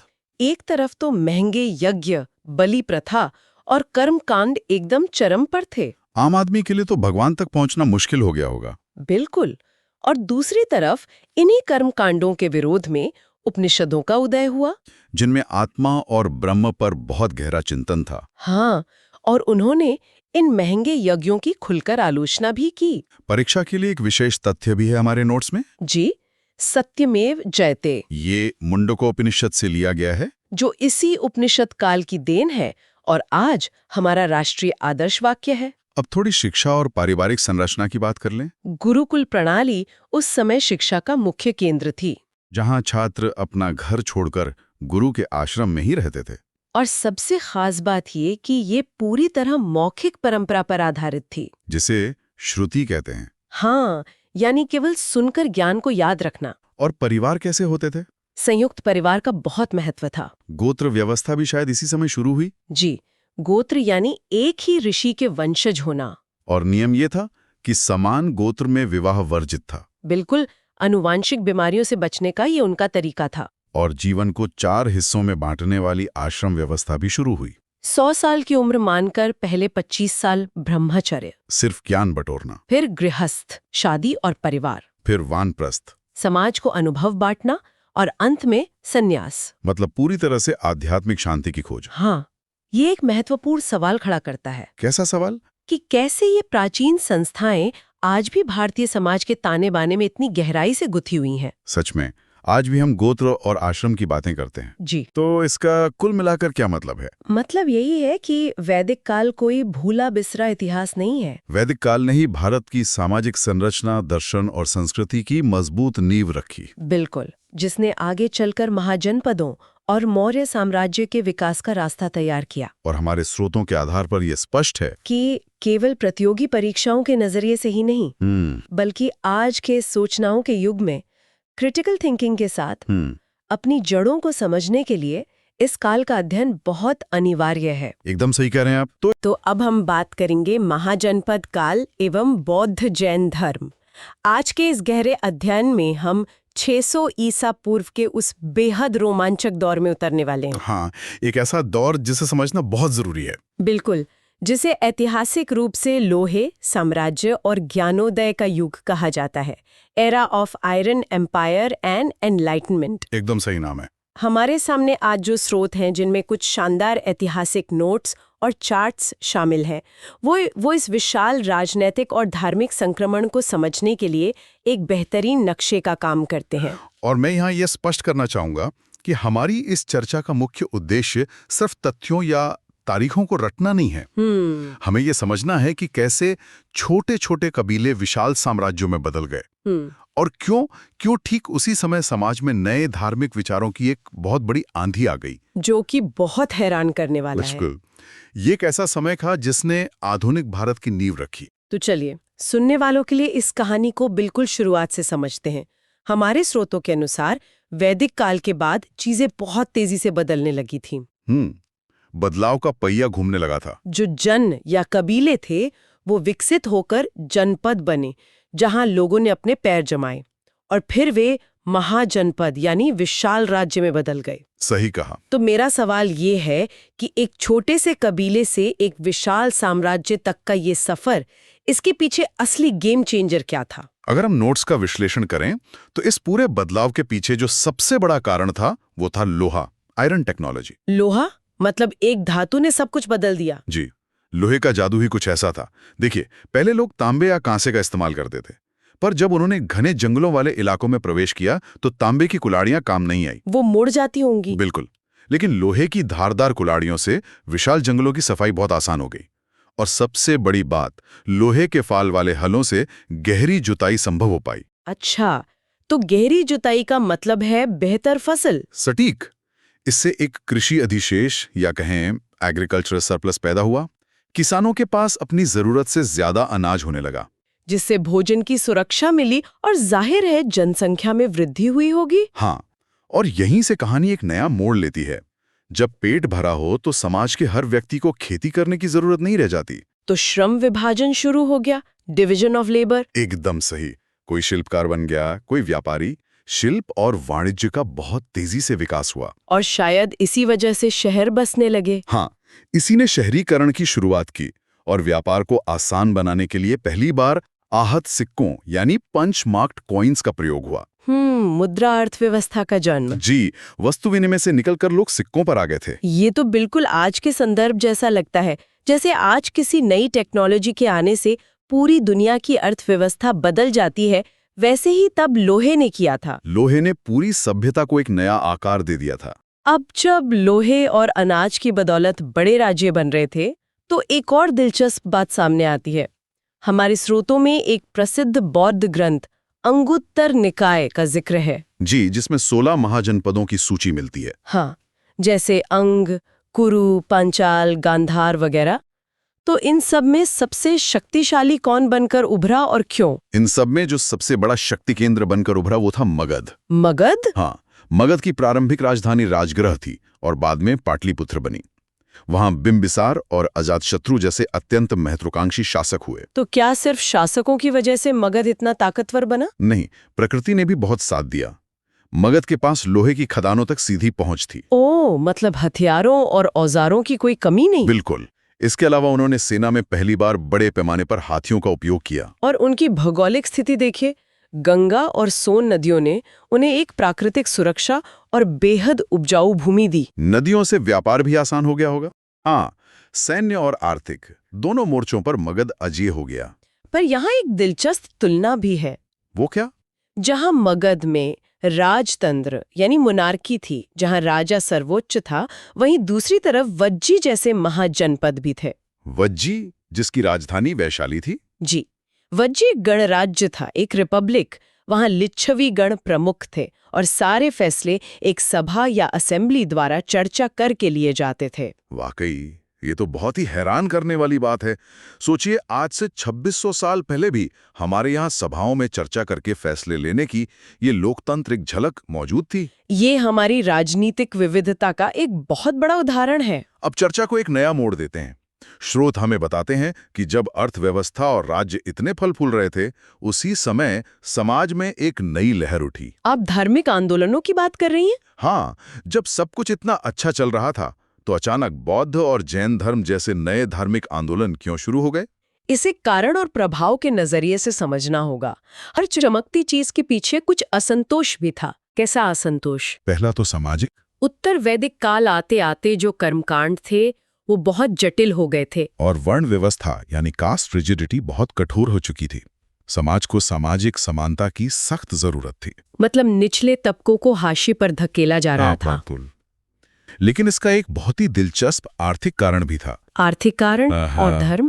देखिए, व्यापार और वाणिज्य बढ़ रहा था। एक नया व्यापारी वर्ग उभर रहा था। अब व्यापारियों को अपना काम करने के लिए क्या चाहिए? शांति? एकदम सही। उन्हें शांति और अहिंसा की जरूरत थी। युद्धों और लगातार होने वाले खर्चीले कर्मकांडों के माहौल में व्यापार फल फूल नहीं सकता था। तो इस जरूरत ने नई सोच को जन्म दिया। जी, इसी ने अहिंसा पर आधारित श्रमण परंपराओं को यानी बौद्ध और जैन धर्म को जन्म दिया। ये समझना कितना अद्भुत है। चलिए अब बौद्ध धर्म के दर्शन को गहराई से समझते हैं। गौतम बुद्ध की कहानी तो हम सभी जानते हैं। हाँ, बहुत ही प्रेरणादायक है। 563 ईसा पूर्व में लुम्बिनी में उनका जन्म हुआ। शाक्य कुल के मुखिया शुद्धोधन उनके पिता थे। बोध गया में पीपल के पेड़ के नीचे उन्हें ज्ञान मिला। और सारनाथ में उन्होंने अपना पहला उपदेश दिया। बिल्कुल। और 483 ईसा पूर्व में कुशीनगर में उनका महापरिनिर्वाण हुआ। पर उन्होंने ऐसा क्या दर्शन दिया जिसने सबको इतना प्रभावित किया? उनका दर्शन बहुत तार्किक था। उन्होंने 4 आर्य सत्य दिए। 4 नोबल ट्रूथ्स। पहला, दुख यानी जीवन में दुख है। दूसरा, दुख समुदाय यानी हर दुख का कारण तृष्णा या इच्छा है। अच्छा, और तीसरा? तीसरा है दुख निरोध, मतलब दुख का अंत संभव है। और चौथा है अष्टांगिक मार्ग, जो उस समाधान का रास्ता है। ये अष्टांगिक मार्ग के 8 अंग कौन कौन से हैं? ये 8 अंग हैं: सम्यक दृष्टि, सम्यक संकल्प, सम्यक वाणी, सम्यक कर्म, सम्यक आजीविका, सम्यक प्रयास, सम्यक स्मृति और सम्यक समाधि। ये तो जीवन जीने का एक पूरा नियम है, पर इसमें जो मध्यम मार्ग की बात है वो क्या है? यही बुद्ध के रास्ते की सबसे बड़ी खासियत है, मिडिल पाथ। उन्होंने जोर दिया कि ना तो अत्यधिक भोग विलास में डूबना सही है और ना ही अत्यधिक त्याग या कठोर तपस्या करना। मतलब एक संतुलन बनाकर चलना है। जी, इसी संतुलन ने इसे इतना लोकप्रिय बनाया। और 2 बातें और भी थीं। वो क्या? एक तो उन्होंने जन्म पर आधारित जाति व्यवस्था का कड़ा विरोध किया, और दूसरा, उन्होंने संस्कृत के बजाय आम जनता की पाली भाषा में उपदेश दिए। पाली भाषा के प्रयोग से लोग बहुत आसानी से उनसे जुड़ गए होंगे। बिल्कुल। और उनके बाद इस धर्म को सहेजने के लिए 4 बौद्ध संगीतियों का आयोजन हुआ। हाँ, हमारे नोट्स में इनका जिक्र है।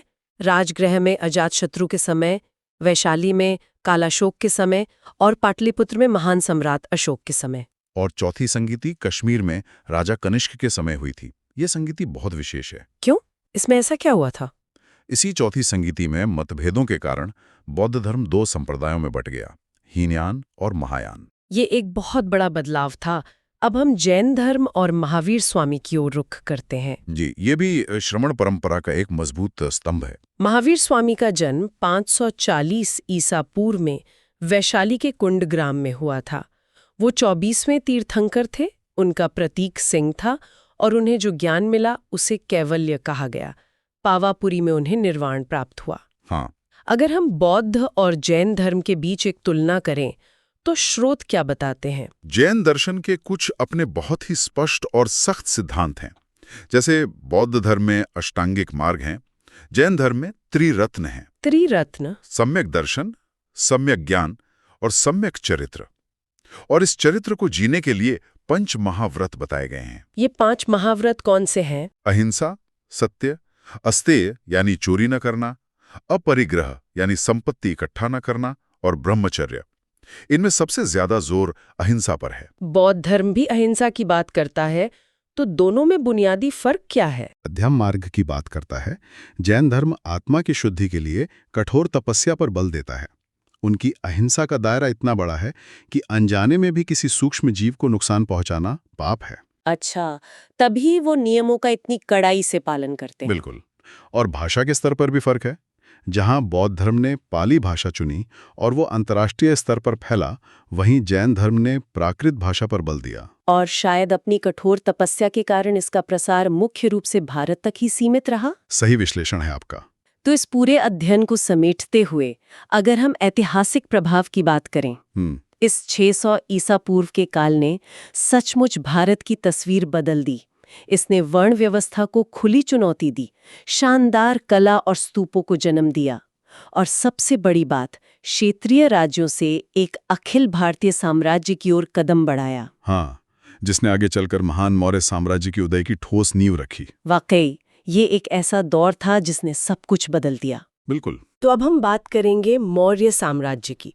हमारे सामने जो ऐतिहासिक स्रोत और अध्ययन सामग्री है उन्हें देखकर एक बात तो अंक पूरी तरह साफ हो जाती है कि यह सिर्फ किसी एक राजा या किसी एक राजवंश की कहानी नहीं है। बिल्कुल नहीं। यह कहानी है उस दौर की जब पहली बार भारत का एक पूरा और अखंड राजनीतिक नक्शा तैयार हुआ था। आज की इस विस्तृत चर्चा का मिशन बहुत ही स्पष्ट है। हमारा मुख्य उद्देश्य ये गहराई से समझना है कि आखिर भारत का पहला अखिल भारतीय यानी पैन इंडियन साम्राज्य खड़ा कैसे हुआ और इसकी प्रशासनिक और आर्थिक नींव कितनी मजबूत थी। एकदम सही। और सबसे बड़ी बात कि इतने विशाल और विविधता से भरे साम्राज्य को एक सूत्र में पिरोकर चलाने के लिए किन किन नीतियों और कूटनीतियों का इस्तेमाल किया गया। सच कहूं तो जब हम इन अलग अलग स्रोतों को एक साथ मिलाकर देखते हैं तो केवल तारीखें या युद्ध सामने नहीं आते, हाँ, बल्कि एक बहुत ही शानदार प्रशासनिक व्यवस्था की तस्वीर उभरती है जो आज के आधुनिक दौर में भी बेहद प्रासंगिक लगती है। बिल्कुल। और इस विस्तृत चर्चा की सबसे खास बात यह है कि हमारे पास मौजूद ये जो स्रोत हैं ये केवल ऊपरी जानकारी नहीं देते, बल्कि वे हमें उस समय की पूरी राजनीतिक और सामाजिक मानसिकता के भीतर ले जाते हैं। ये देखना अपने आप में अद्भुत है कि कैसे ये दस्तावेज हमें सीधे उस युग में ले जाते हैं जब राज्य चलाने के सिद्धांत पहली बार इतने व्यापक और व्यवस्थित स्तर पर गढ़े जा रहे थे। सही कहा। जब हम इन पन्नों के भीतर उतरते हैं तो हमें प्रशासन, अर्थव्यवस्था और न्याय प्रणाली का एक ऐसा बारीक ढांचा मिलता है जिसे देखकर ये विश्वास करना मुश्किल हो जाता है कि ये व्यवस्था आज से अंदाजन 2000 साल से भी ज्यादा पुरानी है। ठीक है, चलिए इसे थोड़ा विस्तार से समझते हैं और शुरुआत करते हैं उस समय की राजनीतिक पृष्ठभूमि से जब अखंड भारत का सपना पहली बार देखा गया था और उसे हकीकत में बदलने की नींव रखी गई। हमारे स्रोत हमें 326 ईसा पूर्व के समय में ले जाते हैं, जो कि एक बहुत ही उथल-पुथल वाला दौर था। हाँ, ये वो दौर था जब भारतीय उपमहाद्वीप में राजनीतिक अस्थिरता अपने चरम पर थी। उत्तर पश्चिम की सीमाओं पर सिकंदर का भारी आक्रमण हो रहा था और दूसरी तरफ मगध में विशाल नंद वंश अपने आंतरिक भ्रष्टाचार और जनता के असंतोष के कारण पतन की ओर बढ़ रहा था। चारों तरफ एक अजीब सी राजनीतिक शून्यता थी। बिल्कुल। तो ऐसे में ये सवाल उठता है कि इस शून्यता के बीच चंद्रगुप्त मौर्य और उनके गुरु चाणक्य ने एक ऐसे साम्राज्य की कल्पना कैसे कर ली जो न केवल विदेशी आक्रमणों को रोक सके बल्कि भीतर से भी पूरी तरह एकजुट हो। यहाँ जो सबसे रोचक बात है वो ये है कि कैसे एक गुरु और शिष्य की जोड़ी ने इस संकट को एक बहुत बड़े अवसर में बदल दिया। मतलब उन्होंने समझ लिया था कि छोटे छोटे राज्यों में बटा हुआ भारत कभी भी बाहरी ताकतों का सामना नहीं कर सकता। दस्तावेजों के अनुसार 322 ईसा पूर्व में चंद्रगुप्त ने मौर्य साम्राज्य की स्थापना की। लेकिन देखिए, ये कोई रातों रात हुआ चमत्कार नहीं था। इसके पीछे बहुत तैयारी थी। हाँ, इसके पीछे एक बहुत ही गहरी और मजबूत वैचारिक नींव थी, और वो नींव थी चाणक्य द्वारा लिखा गया ग्रंथ अर्थशास्त्र। अगर हम अर्थशास्त्र का गहराई से विश्लेषण करें तो ये कोई सामान्य किताब नहीं है। ये तो एक पूरा मैनुअल है ना? एकदम। ये शासन, प्रशासन, कूटनीति और सैन्य रणनीति का एक अत्यंत व्यावहारिक और कई मायनों में बेहद कठोर मैनुअल है। इसमें यह तक बताया गया है कि एक राजा की दिनचर्या क्या होनी चाहिए, कर यानी टैक्स कैसे वसूला जाना चाहिए, और यहां तक कि राज्य की सुरक्षा के लिए जासूसों का एक मजबूत जाल कैसे बिछाया जाना चाहिए।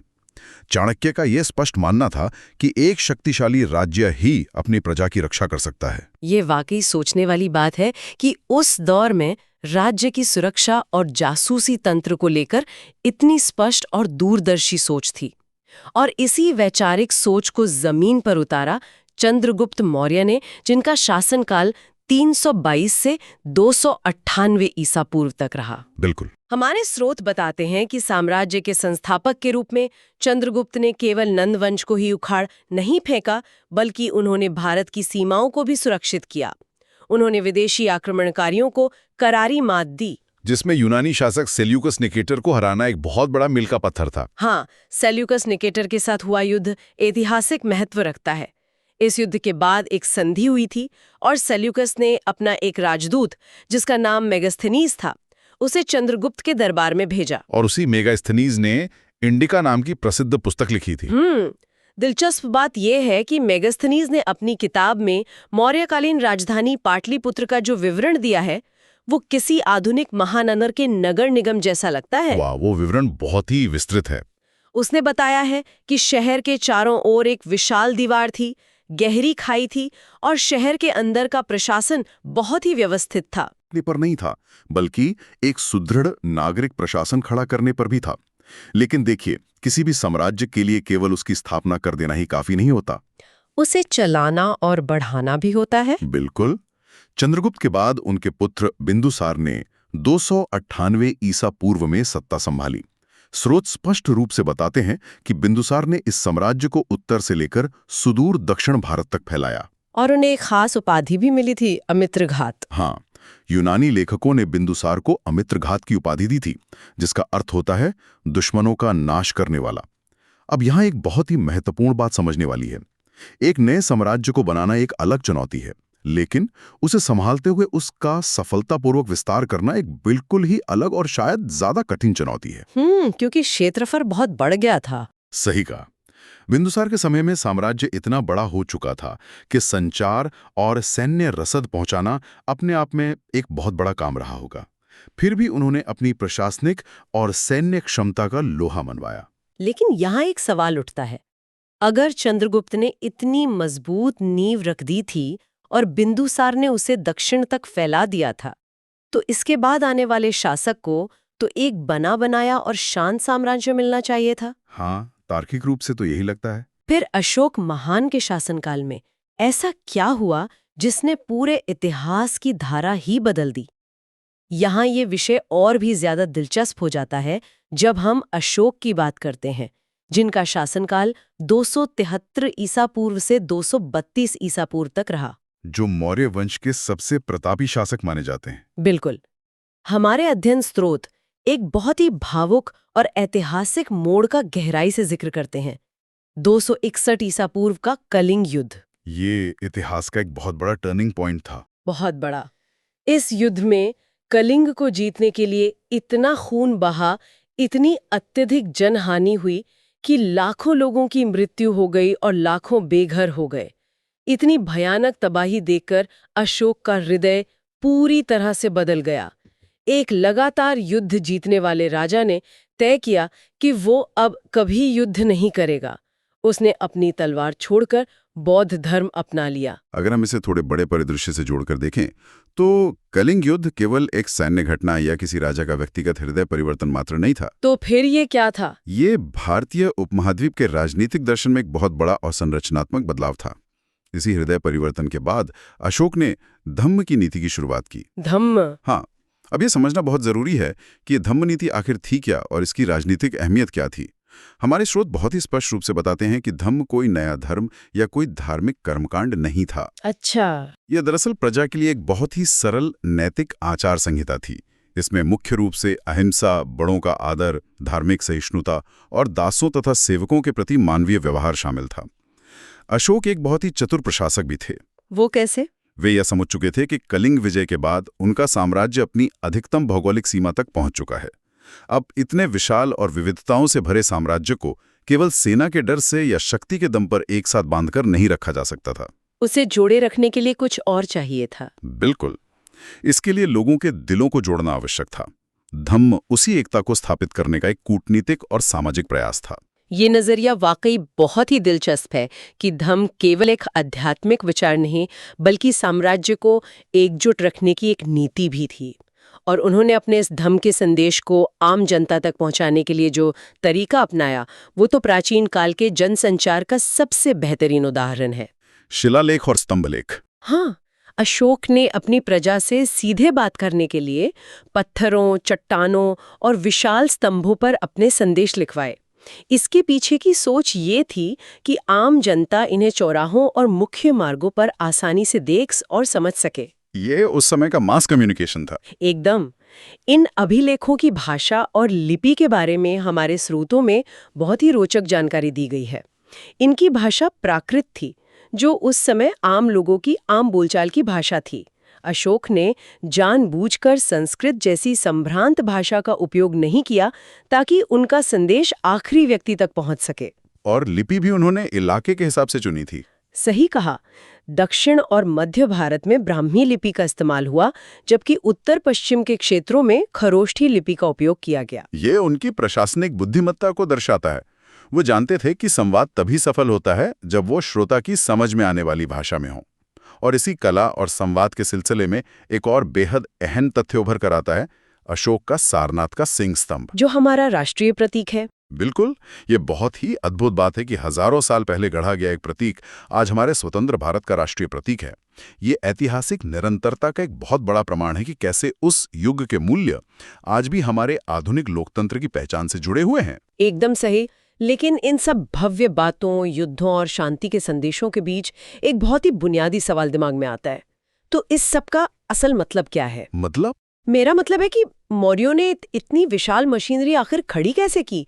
आज के समय में भी एक छोटे से राज्य को चलाना मुश्किल होता है, तो उस समय बिना किसी आधुनिक तकनीक के उत्तर में हिमालय से लेकर दक्षिण के मैसूर तक और पश्चिम में अफगानिस्तान से लेकर पूरब में बंगाल तक फैले इस पूरे तंत्र को चलाया कैसे जाता था? ये एक बहुत ही शानदार सवाल है और हमारे स्रोत इस प्रशासनिक व्यवस्था का बहुत ही स्पष्ट और विस्तृत चित्र प्रस्तुत करते हैं। मौर्यों की ये व्यवस्था लगभग आज की आधुनिक और सुव्यवस्थित सरकार जैसी ही थी। अच्छा? हाँ, शासन का प्रकार पूरी तरह से केंद्रीकृत था, जहां सम्राट ही पूरी व्यवस्था का केंद्र बिंदु और सर्वोच्च अधिकारी होता था।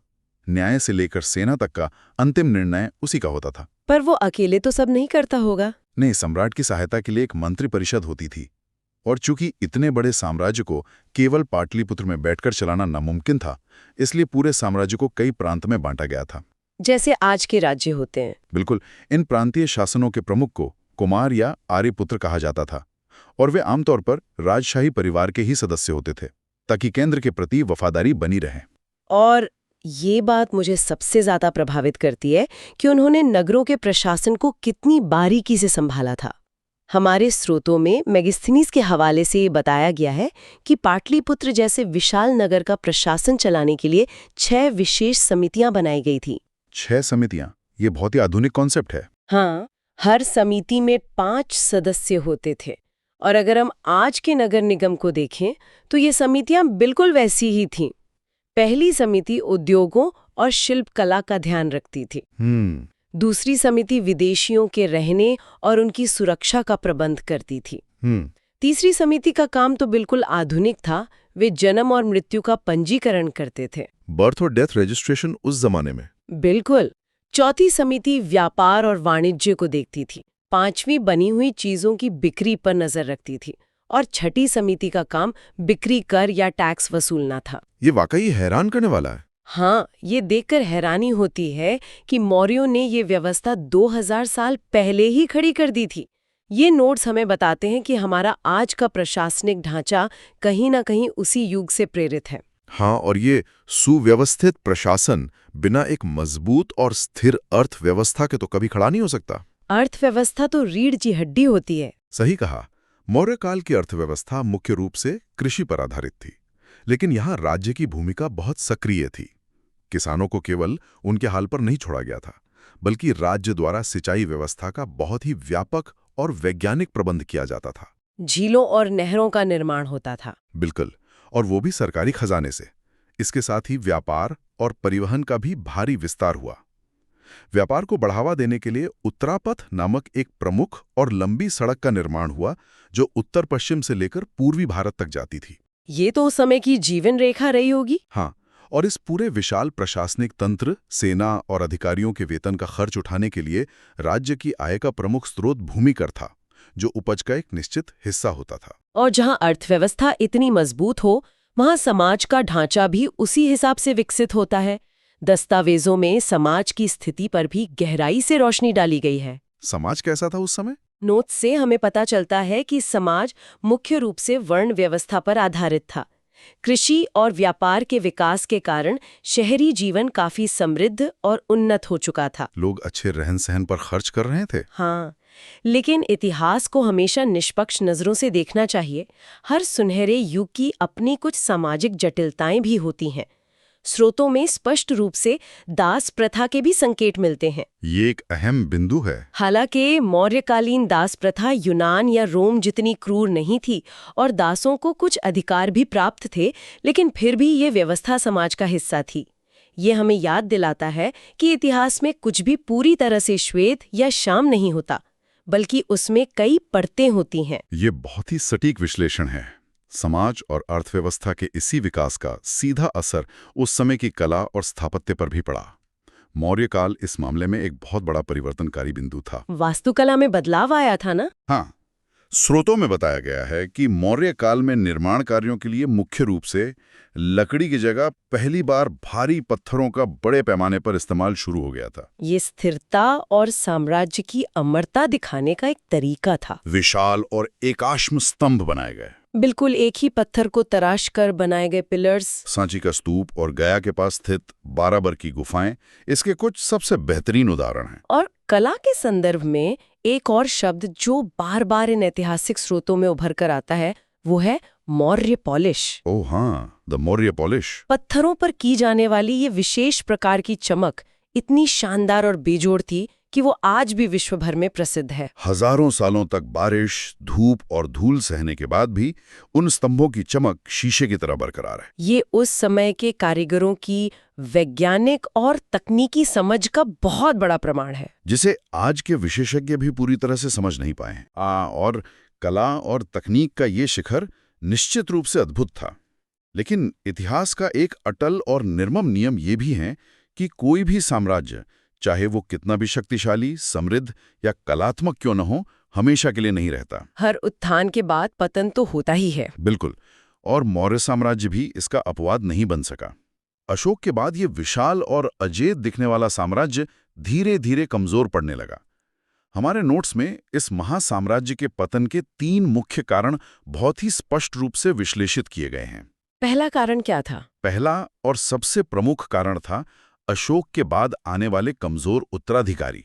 इतने बड़े साम्राज्य को संभालने के लिए जिस व्यक्तिगत करिश्मे, सैन्य क्षमता और प्रशासनिक पकड़ की जरूरत थी, वो बाद के राजाओं में बिल्कुल नहीं थी। और दूसरा कारण जो मुझे लगता है वो सीधे तौर पर उस केंद्रीकृत व्यवस्था से जुड़ा है जिसकी हम अभी तारीफ कर रहे थे। इस विशाल साम्राज्य का भारी प्रशासनिक बोझ ही अंततः इसके गले की हड्डी बन गया। हाँ, ये अक्सर होता है। जब व्यवस्था बहुत ज्यादा बड़ी और अति केंद्रीकृत हो जाती है तो अधिकारियों की फौज, विशाल सेना और नौकरशाही को बनाए रखना आर्थिक रूप से बहुत खर्चीला हो जाता है। धीरे धीरे खजाना खाली होने लगा होगा। और तीसरा कारण था प्रांतीय विद्रोह। जब केंद्र में बैठा शासक कमजोर होता है तो दूर के प्रांतों के सूबेदार या कुमार खुद को आजाद घोषित करने की कोशिश करने लगते हैं। मौर्य साम्राज्य के आखिरी दिनों में ठीक ऐसा ही हुआ। सीमांत राज्य टूटकर अलग होने लगे। और इसी पतन की लंबी और धीमी प्रक्रिया का अंततः बहुत ही नाटकीय और हिंसक तरीके से हुआ। हमारे ऐतिहासिक स्रोतों के अनुसार मौर्य वंश का अंतिम शासक बृहद्रथ था, जो बहुत कमजोर शासक था। हाँ, वो इतना कमजोर हो चुका था कि सेना पर भी उसका नियंत्रण नहीं था। अंततः 185 ईसा पूर्व में बृहद्रथ के ही मुख्य सेनापति पुष्यमित्र शुंग ने एक सैन्य निरीक्षण के दौरान सरेआम उनकी हत्या कर दी। और इसी के साथ मौर्य वंश का अंत हो गया। बिल्कुल। इस एक घटना के साथ ही भारत के सबसे बड़े और गौरवशाली मौर्य वंश का अंत हो गया और एक नए वंश शुंग वंश की स्थापना हुई। तो अब हम बात करेंगे मौर्योत्तर काल 185 ईसा पूर्व से 300 ईस्वी। और आज की इस गहरी चर्चा का मुख्य आधार वो नोट्स और स्रोत हैं जो प्रतियोगी परीक्षाओं के फाउंडेशन बैच का हिस्सा हैं। बिल्कुल। अक्सर जब हम इतिहास पढ़ते हैं तो एक आम धारणा यह बनती है कि जब मौर्य साम्राज्य जैसा विशाल और केंद्रीकृत ढांचा टूटता है तो उसके बाद बस अराजकता और अंधकार का दौर आता है। हाँ, बिल्कुल। लेकिन आज की इस चर्चा का लक्ष्य यही समझना है कि राजनीतिक विखंडन के बावजूद भारत में एक अभूतपूर्व सांस्कृतिक और आर्थिक समृद्धि के नए युग की शुरुआत कैसे हुई। ये कालखंड वास्तव में इतिहास के सबसे परिवर्तनकारी दौर में से एक है। 185 ईसा पूर्व से लेकर 300 ईस्वी तक का समय सिर्फ राजवंशों के बदलने का नहीं, ये वो समय था जब वैश्विक व्यापार, कला की नई शैलियों और प्रशासन के ऐसे नए प्रयोग शुरू हुए जिन्होंने आने वाली कई सदियों की नींव रखी। इसी बदलाव को समझने के लिए स्रोतों में एक बहुत ही शानदार रूपक का इस्तेमाल किया गया है, टूटे हुए दर्पण वाला रूपक। हाँ, वही। कल्पना की जा सकती है कि मौर्य साम्राज्य एक बेहद विशाल दर्पण की तरह था और जब वो टूटकर कई छोटे छोटे टुकड़ों में बिखर जाता है तो हर एक टुकड़ा एक नए राजवंश को दर्शाता है। सही कहा। ये टुकड़े राजनीतिक रूप से भले ही एक दूसरे से अलग हैं, लेकिन हर एक टुकड़े में अपनी एक अलग सांस्कृतिक चमक है। और अगर हम इस बिखराव के शुरुआती बिंदु को देखें तो ऐतिहासिक स्रोत 185 ईसा पूर्व की उस घटना की ओर इशारा करते हैं। अंतिम मौर्य शासक बृहदरथ की हत्या। बिल्कुल। उनके ही सेनापति पुष्यमित्र शुंग ने उनकी हत्या की थी और इसी के साथ पाटलिपुत्र में एक नए युग यानी शुंग वंश की शुरुआत हुई। लेकिन यहाँ एक बड़ा वैचारिक बदलाव देखने को मिलता है। मतलब मौर्य साम्राज्य मुख्यतः बौद्ध धर्म के संरक्षण के लिए जाना जाता था, विशेषकर अशोक के बाद। हाँ, लेकिन जब पुष्यमित्र शुंग सत्ता में आते हैं तो स्रोतों के अनुसार राज्य की धार्मिक नीति में एक बहुत तीखा मोड़ आता है। ब्राह्मण धर्म की एक शक्तिशाली वापसी होती है। इस धार्मिक वापसी के पीछे बहुत गहरी राजनीतिक मंशा भी थी। पुष्यमित्र शुंग ने अपनी संप्रभुता स्थापित करने के लिए अश्वमेध यज्ञ का भव्य आयोजन किया, जो कि कोई साधारण अनुष्ठान नहीं था। बिल्कुल नहीं, ये एक सीधा राजनीतिक संदेश था। जब यज्ञ का घोड़ा स्वतंत्र रूप से घूमता था तो वो एक चुनौती होता था, या तो अधीनता स्वीकार करो या युद्ध करो। और इसी समय भारत के उत्तर पश्चिमी मोर्चे पर यवन यानी ग्रीक आक्रमणों का खतरा भी बहुत बढ़ गया था। हाँ, और शुंग शासकों ने इन विदेशी आक्रमणों का बहुत ही कड़ाई से प्रतिरोध किया। अब अश्वमेध यज्ञ और सैन्य विजय की बात तो समझ में आती है, सत्ता को मजबूत करने का पारंपरिक तरीका है। लेकिन यहाँ एक बहुत दिलचस्प विरोधाभास है। सांची स्तूप वाला? बिल्कुल। अगर शुंग वंश ब्राह्मण धर्म का इतना कट्टर समर्थक था, तो फिर उसी काल में सांची स्तूप का इतना भव्य विस्तार कैसे हुआ? पत्थर की वो जटिल नक्काशी वाली रेलिंग और तोरण द्वार, वो तो शुंग काल में ही बने थे। यह इतिहास को समझने के लिए बहुत महत्वपूर्ण सवाल है। इसका उत्तर उस समय के समाज की संरचना में छिपा है। राजा का व्यक्तिगत धर्म हमेशा समाज के निचले या व्यापारिक स्तरों को पूरी तरह से नियंत्रित नहीं करता था। मतलब आम जनता अपने हिसाब से काम कर रही थी। हाँ, सांची जैसे स्तूपों का विस्तार सीधे शाही खजाने से नहीं, बल्कि व्यापारिक संघों, जिन्हें गिल्ड कहा जाता था, और आम जनता के चंदे से हो रहा था। ओहो, तो शुंग शासकों ने बौद्ध वास्तुकला को सक्रिय रूप से बढ़ावा भले न दिया हो, लेकिन उन्होंने इसे रोका भी नहीं। सही कहा। यह उस दौर की आर्थिक समृद्धि को भी दर्शाता है, जहां व्यापारियों के पास धर्मार्थ कार्यों के लिए बहुत धन था। ये इस तथ्य को बहुत तार्किक बनाता है कि सत्ता और समाज अक्सर दो अलग-अलग पटरियों पर चलते हैं। खैर, शुंग वंश के बाद सत्ता कर्ण वंश के हाथों में गई। वसुदेव कर्णों द्वारा स्थापित। हाँ, 73 से 28 ईसा पूर्व तक। स्रोतों में इस कालखंड को एक रेत घड़ी या आवर ग्लास के प्रतीक के साथ दर्शाया गया है, क्योंकि उनका राजनीतिक प्रभाव बहुत ही सीमित और अल्पकालिक था। साम्राज्य सिकुड़कर केवल पाटलिपुत्र के आसपास रह गया था। तो अगर इतिहास की असली धारा को समझना है तो हमें दक्षिण की ओर रुख करना होगा। दक्कन के असली स्वामी सातवाहन वंश, 1ली शताब्दी ईसा पूर्व से 3री शताब्दी ईसरी तक सिमुक ने इस वंश की स्थापना की और इसमें गौतमी पुत्र शातकर्णी जैसे महान शासक हुए। और वशिष्ठी पुत्र पुलुमावी भी। सातवाहनों ने सिर्फ भौगोलिक विस्तार नहीं किया, बल्कि उत्तर और दक्षिण भारत के बीच एक मजबूत सांस्कृतिक पुल बनाया। क्या सच में यहाँ सबसे आकर्षक बात उनकी नामकरण परंपरा नहीं है? मेट्रोनेमिक्स यानी मातृ नाम। हाँ, शासक अपनी माता का नाम अपने नाम के आगे लगा रहे थे, जैसे गौतमी पुत्र।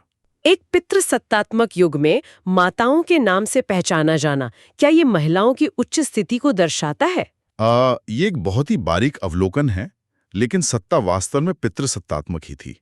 राजा का बेटा ही राजा बनता था। तो फिर मातृ नाम क्यों? इसके पीछे राजनीतिक कारण थे। राजाओं के बहुविवाह होते थे, तो उत्तराधिकार के समय ये स्पष्ट करना जरूरी था कि अमुक राजकुमार किस रानी का पुत्र हैं। अच्छा, एक पहचान के लिए। हाँ, और सातवाहन खुद को ब्राह्मण मानते थे। वे अपने रक्त की शुद्धता या माता के उच्च गोत्र को दिखाने के लिए इन नामों का इस्तेमाल करते थे। प्रशासन की बात करें तो सातवाहनों की एक और बहुत क्रांतिकारी नीति थी भूमि अनुदान या लैंड ग्रांट्स। परीक्षाओं के दृष्टिकोण से यह अत्यंत महत्वपूर्ण है। ब्राह्मणों और बौद्ध भिक्षुओं को कर मुक्त भूमि दान में देने की शुरुआत।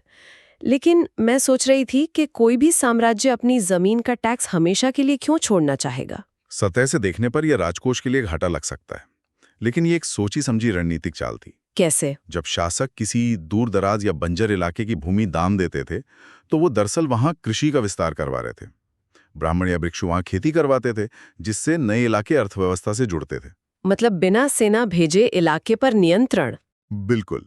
और दान में दी गई भूमि पर प्रशासन और न्याय का अधिकार भी उन्हीं को मिल जाता था। यहीं से भारत में प्रशासनिक शक्तियों का विकेंद्रीकरण शुरू हुआ। जो आगे चलकर सामंतवाद या फ्यूडलिज्म में बदल गया। सही कहा। और इसी समय आर्थिक मोर्चे पर भी बड़ी उथल-पुथल हो रही थी। रोम के साथ व्यापार में जबरदस्त उछाल। रोमन सोने के सिक्के और भारतीय मसाले। दक्कन उस समय वैश्विक व्यापार का केंद्र बन गया था। और जहां व्यापार होता है वहां समृद्धि आती है। इसी धन से भव्य अमरावती स्तूप का निर्माण हुआ और प्राकृत भाषा का विकास हुआ। गाथा सप्तशती जैसी प्राकृत साहित्य की रचनाएं इसी दौर की देन है। दक्कन में ये सब हो रहा था, लेकिन अगर हम उत्तर पश्चिमी हिस्से की बात करें तो वहां कहानी बिल्कुल अलग थी। मध्य एशिया के घुमंतू कबीलों का आगमन। कुषाण, कुजुल कड़फिसेस ने नींव रखी, लेकिन इस वंश को अमर बनाया कनिष्क ने। कनिष्क का काल कुषाण वंश का स्वर्णिम युग है।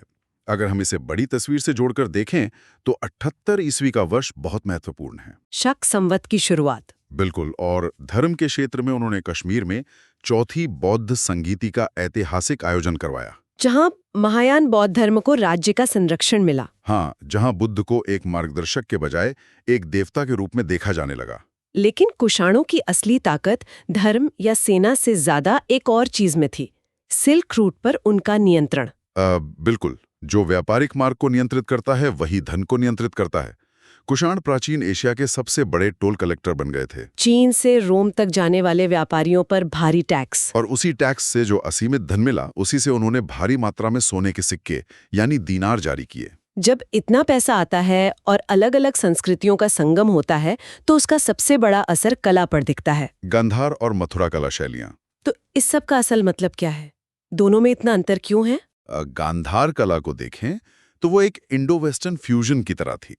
सिल्क रूट के विदेशी संपर्क के कारण इसमें यूनानी प्रभाव था। मूर्तियों में मांसपेशियां दिखाई जाती थीं। हाँ, बुद्ध की मूर्तियों में अपोलो देवता जैसी झलक थी और कपड़ों की गहरी सिलवटें उकेरी जाती थीं। और इसके ठीक समानांतर मथुरा कला बिल्कुल स्वदेशी थी। लाल बलुआ पत्थर से बनी मूर्तियां, जिसमें बुद्ध की मूर्तियों में एक बहुत ही शांत और आध्यात्मिक मुस्कान होती थी, कोई विदेशी प्रभाव नहीं। और मजे की बात यह है कि कुषाणों ने इन दोनों को विकसित किया। ये उनकी दूरदृष्टि को दर्शाता है। ये पूरा मौर्योत्तर काल विविध धार्मिक संरक्षण का युग था। ब्राह्मण, बौद्ध और जैन धर्म सब एक साथ फल फूल रहे थे। तो अगर हम मौर्य और मौर्योत्तर काल का एक त्वरित तुलनात्मक विश्लेषण करें, जो परीक्षा के नजरिए से बहुत जरूरी है। हाँ, तो मौर्य काल केंद्रीकृत था, अखिल भारतीय था और मुख्य रूप से बौद्ध संरक्षण वाला था, स्तंभ कला के साथ। बिल्कुल। वहीं मौर्योत्तर काल क्षेत्रीय था, विभाजित था, लेकिन विविध धार्मिक संरक्षण और गांधार मथुरा मूर्ति कला के कारण बेहद समृद्ध था। इस विश्लेषण से यह स्पष्ट होता है कि एक विशाल सत्ता का बिखरना हमेशा पतन नहीं होता। राजनीतिक रूप से टूटा हुआ होने के बावजूद रोमन व्यापार, सिल्क रूट और कला के संगम के कारण एक बहुत ही जीवंत युग साबित हुआ। और ये जानकारी आज के लिए क्यों मायने रखती है? क्योंकि ये सिखाती है कि संस्कृतियों और व्यापारिक मार्गों का मिलना दुनिया को हमेशा के लिए बदल देता है। ग्लोबलाइजेशन की जड़ें यहीं तो है। बिल्कुल। और इससे एक बहुत ही महत्वपूर्ण सवाल उठता है। क्या? हमने चर्चा की थी कि कनिष्क ने 78 ईस्वी में शक संवत शुरू किया था। हाँ। क्या यह पता है कि वही शक संवत आज भारत सरकार का आधिकारिक राष्ट्रीय कैलेंडर है? ये सच में ये बहुत ही हैरान करने वाली बात है। ये सोचने पर मजबूर करता है कि इतिहास के एक खंडित और उथल-पुथल वाले दौर में जन्मी ऐसी कितनी परंपराएं होंगी जो चुपचाप सदियों का सफर तय करके आज हमारी आधुनिक रोजमर्रा की जिंदगी का एक सामान्य हिस्सा बन गई हैं। कुषाण चले गए, साम्राज्य बदल गए, लेकिन वो कैलेंडर आज भी हमारे साथ है। इतिहास वास्तव में कभी खत्म नहीं होता। बिल्कुल। और इसी गहरे विचार के साथ हमारी आज की ये डीप डाइव यहीं समाप्त होती है। ये टूटे हुए दर्पण का कालखंड अपने भीतर ऐसे कई टुकड़े समेटे हुए हैं जिनमें आज भी हमारे वर्तमान का अक्स देखा जा सकता है। तो अब हम बात करेंगे गुप्त साम्राज्य के भारतीय इतिहास का स्वर्ण युग। और आज की इस गहराई से चर्चा में हमारे पास कुछ बहुत ही बेहतरीन PDF नोट्स और ऐतिहासिक स्रोत हैं। बिल्कुल। खासकर जो प्रतियोगी परीक्षाओं जैसे एसएससी, सीजीएल और यूपीएससी के लिए तैयार किए गए हैं। इन स्रोतों के आधार पर आज का हमारा मिशन बहुत ही स्पष्ट है। जी, हमें ये समझना है कि 320 सीई से लेकर 550 सीई तक चलने वाले इस साम्राज्य को आखिर स्वर्ण युग या गोल्डन एज क्यों कहा जाता है? एग्जैक्टली और मौर्योत्तर काल की जो एक लंबी राजनीतिक अस्थिरता थी, उसके बाद इन गुप्त शासकों ने उत्तर भारत को कैसे एक सूत्र में पिरोया। सही कहा। और इन नोट्स को अगर हम ध्यान से देखें तो आज हम सिर्फ राजाओं और युद्धों की बात नहीं करने वाले। हम प्रशासन, विज्ञान, कला और उन खास एग्जाम अलर्ट्स को डिकोड करेंगे जो अक्सर इतिहास के पन्नों में उलझा देते हैं। बिल्कुल। और शुरुआत में ही यह स्पष्ट करना जरूरी है कि किसी भी कालखंड को स्वर्ण युग सिर्फ इसलिए नहीं कहा जाता कि वहां युद्ध जीते गए। हाँ, जब हम इन पीडीएफ स्रोतों का विश्लेषण करते हैं तो विज्ञान और कला का एक ऐसा ढांचा उभर कर आता है जिसने सब कुछ बदल दिया। और भौतिक समृद्धि के साथ साथ बौद्धिक विकास भी चरम पर था। हालांकि आगे हम उन वर्गों की भी बात करेंगे जिनके लिए शायद ये युग उतना स्वर्ण नहीं था। उस सामाजिक पहलू पर हम निश्चित रूप से आएंगे, लेकिन पहले चलिए साम्राज्य की नींव से शुरुआत करते हैं। इन नोट्स में एक बहुत ही दिलचस्प उलझन दी गई है, संस्थापक और वास्तविक संस्थापक वाली उलझन। हाँ, अक्सर यहीं पर लोग गलती कर बैठते हैं। स्रोतों के अनुसार श्रीगुप्त इस वंश के पहले शासक थे जो करीब 240 से 280 सीई के आसपास थे, लेकिन उन्हें केवल संस्थापक माना जाता है। ये एक बहुत सटीक पॉइंट है। श्रीगुप्त ने केवल एक छोटे से क्षेत्र पर अधिकार करके साम्राज्य का एक बीज बोया था। उन्होंने महाराज की उपाधि ली थी, जो उस समय छोटे राजा या सामंत लिया करते थे, है ना? एग्जैक्टली। लेकिन जब वास्तविक संस्थापक यानी रियल फाउंडर की बात आती है तो वो श्रेय चंद्रगुप्त प्रथम को जाता है। 320 सीई से उनका समय शुरू होता है। और यहाँ सीई का मतलब कॉमन एरा है, जिसे पहले एडी कहते थे, ईसा मसीह के जन्म के बाद का समय। जी, और चंद्रगुप्त प्रथम की सफलता के पीछे एक बहुत ही सोची समझी कूटनीति थी। नोट्स में उनके विवाह का बड़ा खास जिक्र है। लिच्छवी वंश की राजकुमारी कुमार देवी के साथ उनका विवाह। वो सिर्फ एक विवाह नहीं था, वो एक मास्टर स्ट्रोक था। लिच्छवी उस समय का एक अत्यंत प्राचीन और सम्मानित गणराज्य था। तो उनके साथ जुड़ने से गुप्तों को वो सामाजिक मान्यता मिल गई जो उन्हें चाहिए थी। बिल्कुल, सामाजिक मान्यता और सैन्य शक्ति दोनों। इसी ताकत के बल पर चंद्रगुप्त प्रथम ने महाराजाधिराज की शक्तिशाली उपाधि धारण की, राजाओं का राजा। और उन्होंने इस विवाह की याद में सोने के सिक्के भी जारी किए थे जिन पर दोनों का चित्र था। सही कहा। और इसी मजबूत नींव पर आगे चलकर उनके पुत्र समुद्रगुप्त ने एक विशाल साम्राज्य खड़ा किया, 335 से 375 सीई तक। समुद्रगुप्त का नाम आते ही नोट्स में एक उपाधि बहुत चमकती है, भारत का नेपोलियन। विंसेंट ए स्मिथ ने उन्हें ये उपाधि दी थी। हाँ, क्योंकि उन्होंने अपने जीवन में कभी कोई युद्ध नहीं हारा था और इन विजयों का सबसे बड़ा स्रोत प्रयाग प्रशस्ति है, जिसे इलाहाबाद स्तंभ लेख भी कहते हैं। यहाँ पर प्रशस्ति शब्द को समझना बहुत जरूरी है। प्रशस्ति मतलब प्रशंसा। एग्जैक्टली, यूलोजी। प्राचीन काल में दरबारी कवि अपने राजा की उपलब्धियों का गुणगान करते थे। तो प्रयाग प्रशस्ति की रचना समुद्रगुप्त के दरबारी कवि हरिशेन ने की थी। हाँ, हालांकि इनमें राजा की थोड़ी बढ़ा चढ़ाकर तारीफ होती है, लेकिन ऐतिहासिक तथ्यों के लिए ये अमूल्य है। इससे पता चलता है कि समुद्रगुप्त ने उत्तर भारत के 9 राजाओं को हराया था और उनके राज्यों को सीधे अपने साम्राज्य में मिला लिया। लेकिन मुझे उनका दक्षिण अभियान ज्यादा दिलचस्प लगा। वो रणनीति बिल्कुल अलग थी। हाँ, नोट्स के मुताबिक उन्होंने दक्षिण के 12 राजाओं को हराया, लेकिन उनके राज्यों पर सीधा कब्जा नहीं किया।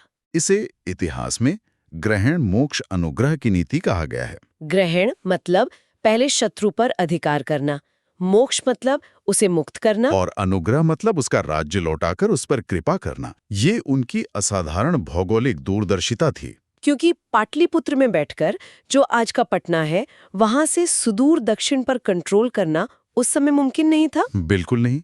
यातायात के साधन इतने उन्नत नहीं थे, इसलिए उन्होंने उन राजाओं को अपना अधीनस्थ बना लिया। वो कर या ट्रिब्यूट देते थे, लेकिन अपने क्षेत्र में स्वतंत्र थे। बेवजह के विद्रोहों को रोकने का क्या शानदार तरीका था। ये बहुत ही व्यवहारिक सोच थी। इसके बाद आते हैं चंद्रगुप्त द्वितीय, जिन्हें दुनिया विक्रमादित्य के नाम से जानती है। 375 से 415 सीई का समय, और इनके शासनकाल में ऐसा लगता है कि फोकस सिर्फ युद्ध पर नहीं था, बल्कि आर्थिक और सांस्कृतिक समृद्धि पर आ गया था। लेकिन उनकी एक बहुत बड़ी सैन्य उपलब्धि भी थी। शकों का उन्मूलन। शक विदेशी मूल के शासक थे जो पश्चिमी भारत पर काबिज थे, है ना? जी, गुजरात और मालवा क्षेत्र में उन्हें हराने के बाद ही उन्होंने विक्रमादित्य की उपाधि ली, लेकिन इसका सबसे बड़ा फायदा सैन्य नहीं था। आर्थिक था, क्योंकि पश्चिमी भारत पर कंट्रोल का मतलब था अरब सागर के बंदरगाहों तक सीधी पहुंच। एग्जैक्टली, भृगु का छिया, भड़ोच जैसे बंदरगाह।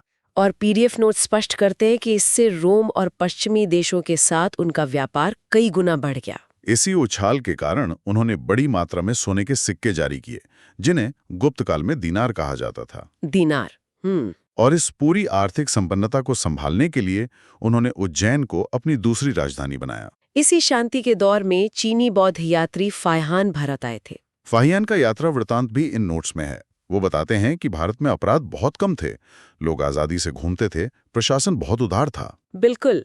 अब फाहियान के बाद हम उन एग्जाम नोट्स के एक और बहुत ही मजेदार हिस्से पर आते हैं, के और एस का फॉर्मूला। अरे हाँ, कुमारगुप्त और स्कंदगुप्त को याद रखने का फॉर्मूला। जी, कुमारगुप्त के लिए के यानी नॉलेज और स्कंदगुप्त के लिए एस यानी सिक्योरिटी। ये फॉर्मूला सच में बहुत सटीक है।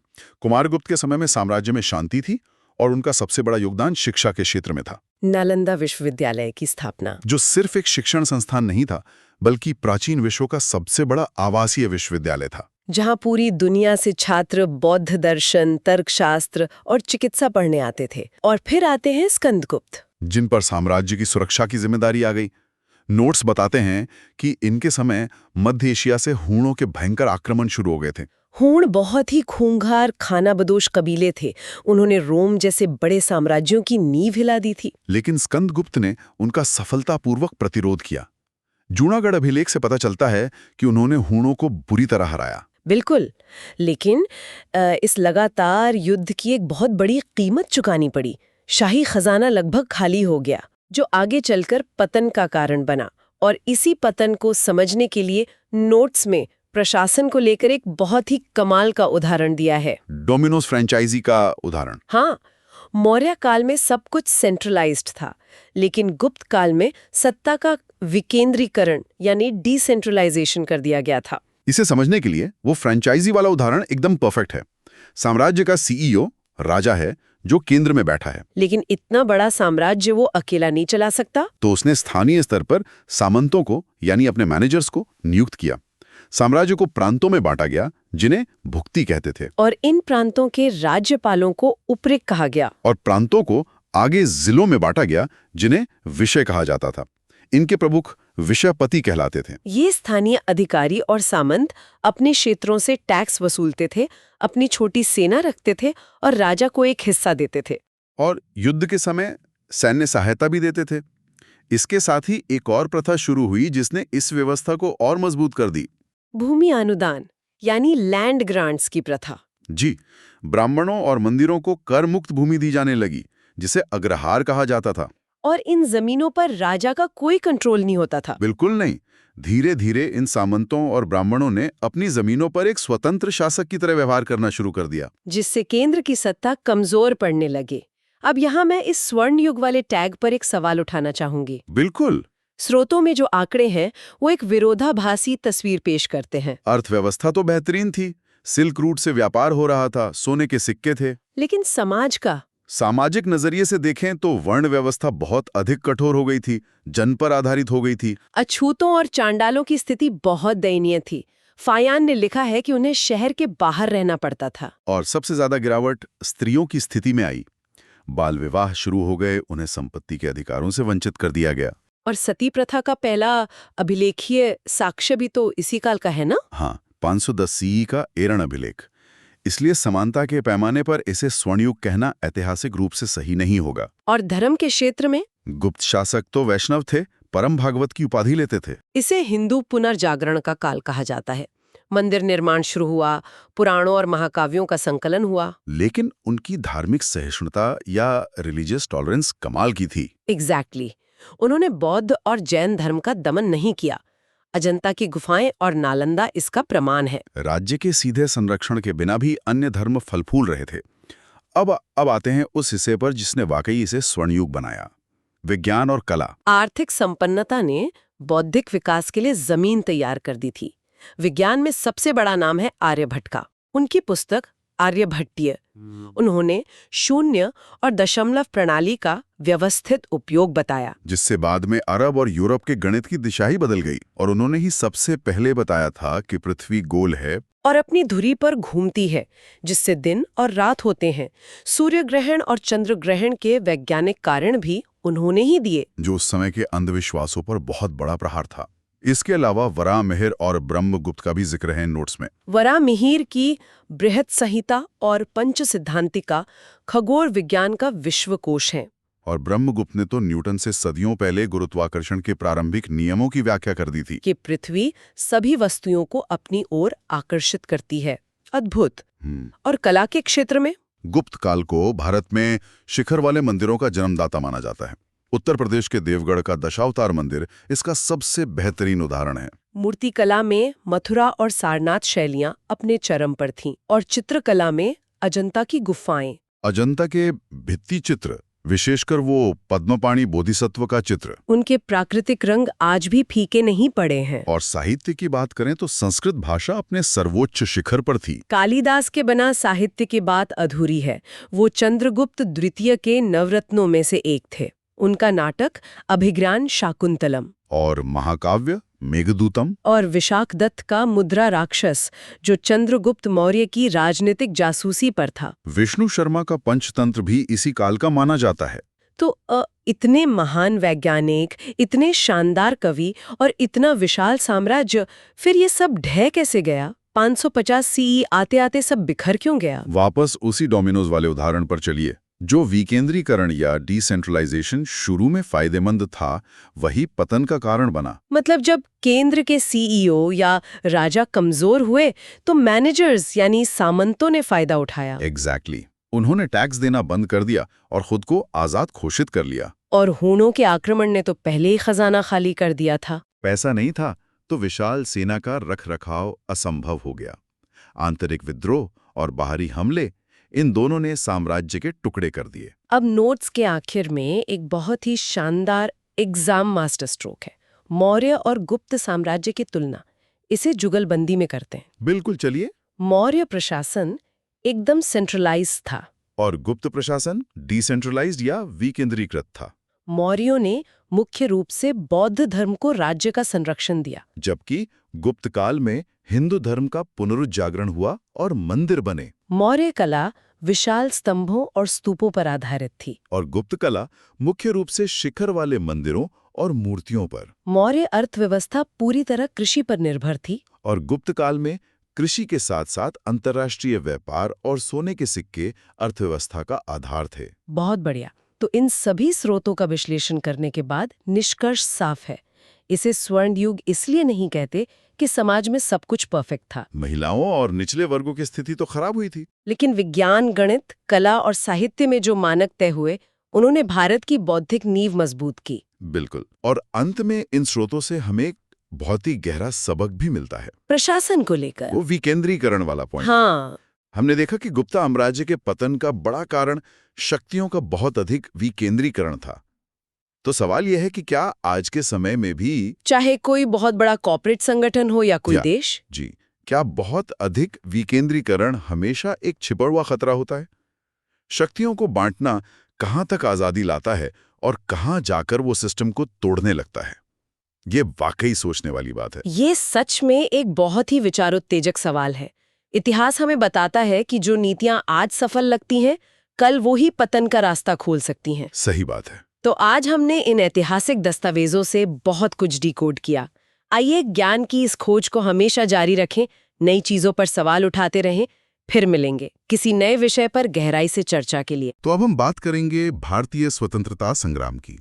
आज के इस विशेष डीप डाइव में 1919 से लेकर 1947 तक के भारतीय स्वतंत्रता आंदोलन के पूरे सफर का विश्लेषण किया जा रहा है।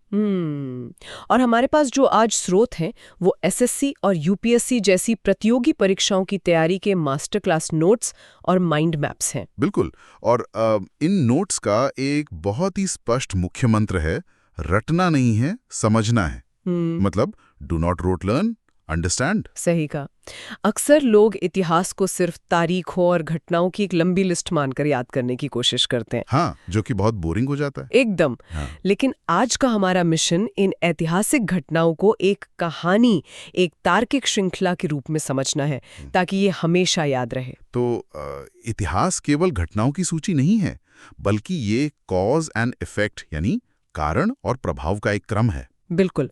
अगर हम प्रथम विश्व युद्ध के बाद के हालात से लेकर 1947 की आज़ादी तक देखें तो हर एक घटना ने, मतलब हर एक छोटे बड़े आंदोलन ने अगली घटना की नींव रखी है। तो चलिए इसी तार्किक श्रृंखला की शुरुआत करते हैं।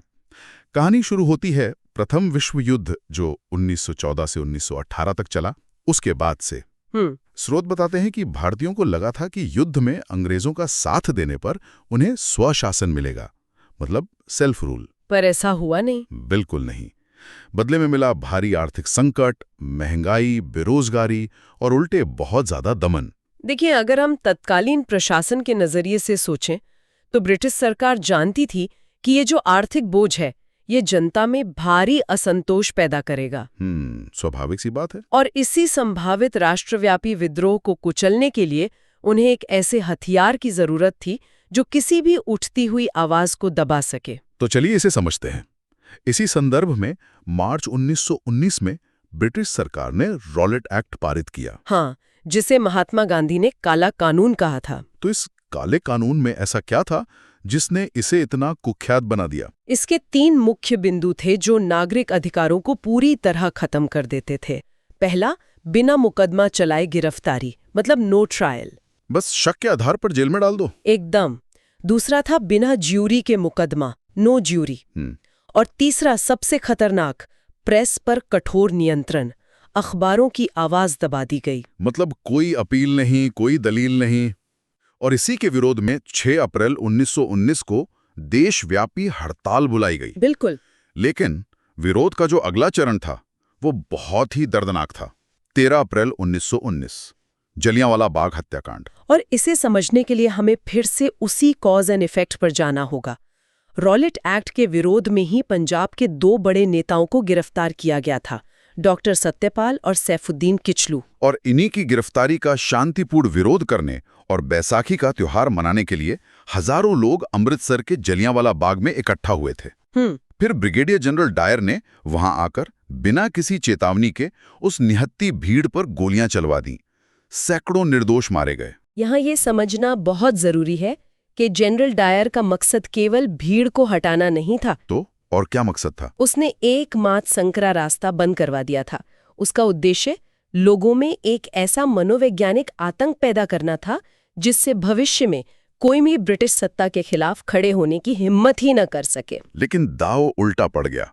इस क्रूरता ने आतंक फैलाने के बजाय पूरे देश में ऐसा भयंकर आक्रोश पैदा कर दिया जिसने ब्रिटिश शासन की जड़ें हिला दी। सही बात है। और इसी गुस्से ने जन आंदोलनों की एक नई रणनीति को जन्म दिया। 1919 से 1923 का जो दौर है वो इसी का गवाह है। हाँ, एक तरफ खिलाफत आंदोलन चल रहा था 1919 से 1924 तक, जो अली बंधुओं, मोहम्मद अली और शौकत अली के नेतृत्व में तुर्की के खलीफा के समर्थन में था। और यहीं पर महात्मा गांधी ने इसे हिंदू मुस्लिम एकता के लिए अपना समर्थन दिया। ये बहुत बड़ी बात थी। और दूसरी तरफ 1920 में असहयोग आंदोलन शुरू हुआ, नॉन कॉपरेशन मूवमेंट, जिसका लक्ष्य था ब्रिटिश शासन का शांतिपूर्ण बहिष्कार। मतलब लोगों ने सरकारी स्कूल, अदालतें, नौकरियां सब छोड़ दी, विदेशी वस्तुओं की होली जलाई गई और स्वदेशी का उपयोग शुरू हुआ। बिल्कुल। ब्रिटिश साम्राज्य का जो प्रशासनिक ढांचा था, जो भारतीयों से ही चलता था, वो एक तरह से पंगु होने लगा। यहाँ बात बहुत दिलचस्प हो जाती है। जब आंदोलन बिल्कुल चरम पर था, सफलता के इतना करीब दिख रहा था, तभी एक अचानक ब्रेक लगा। हाँ, 1922 की चौरी चौरा घटना। उत्तर प्रदेश के गोरखपुर में एक प्रदर्शनकारी भीड़ ने पुलिस थाने में आग लगा दी।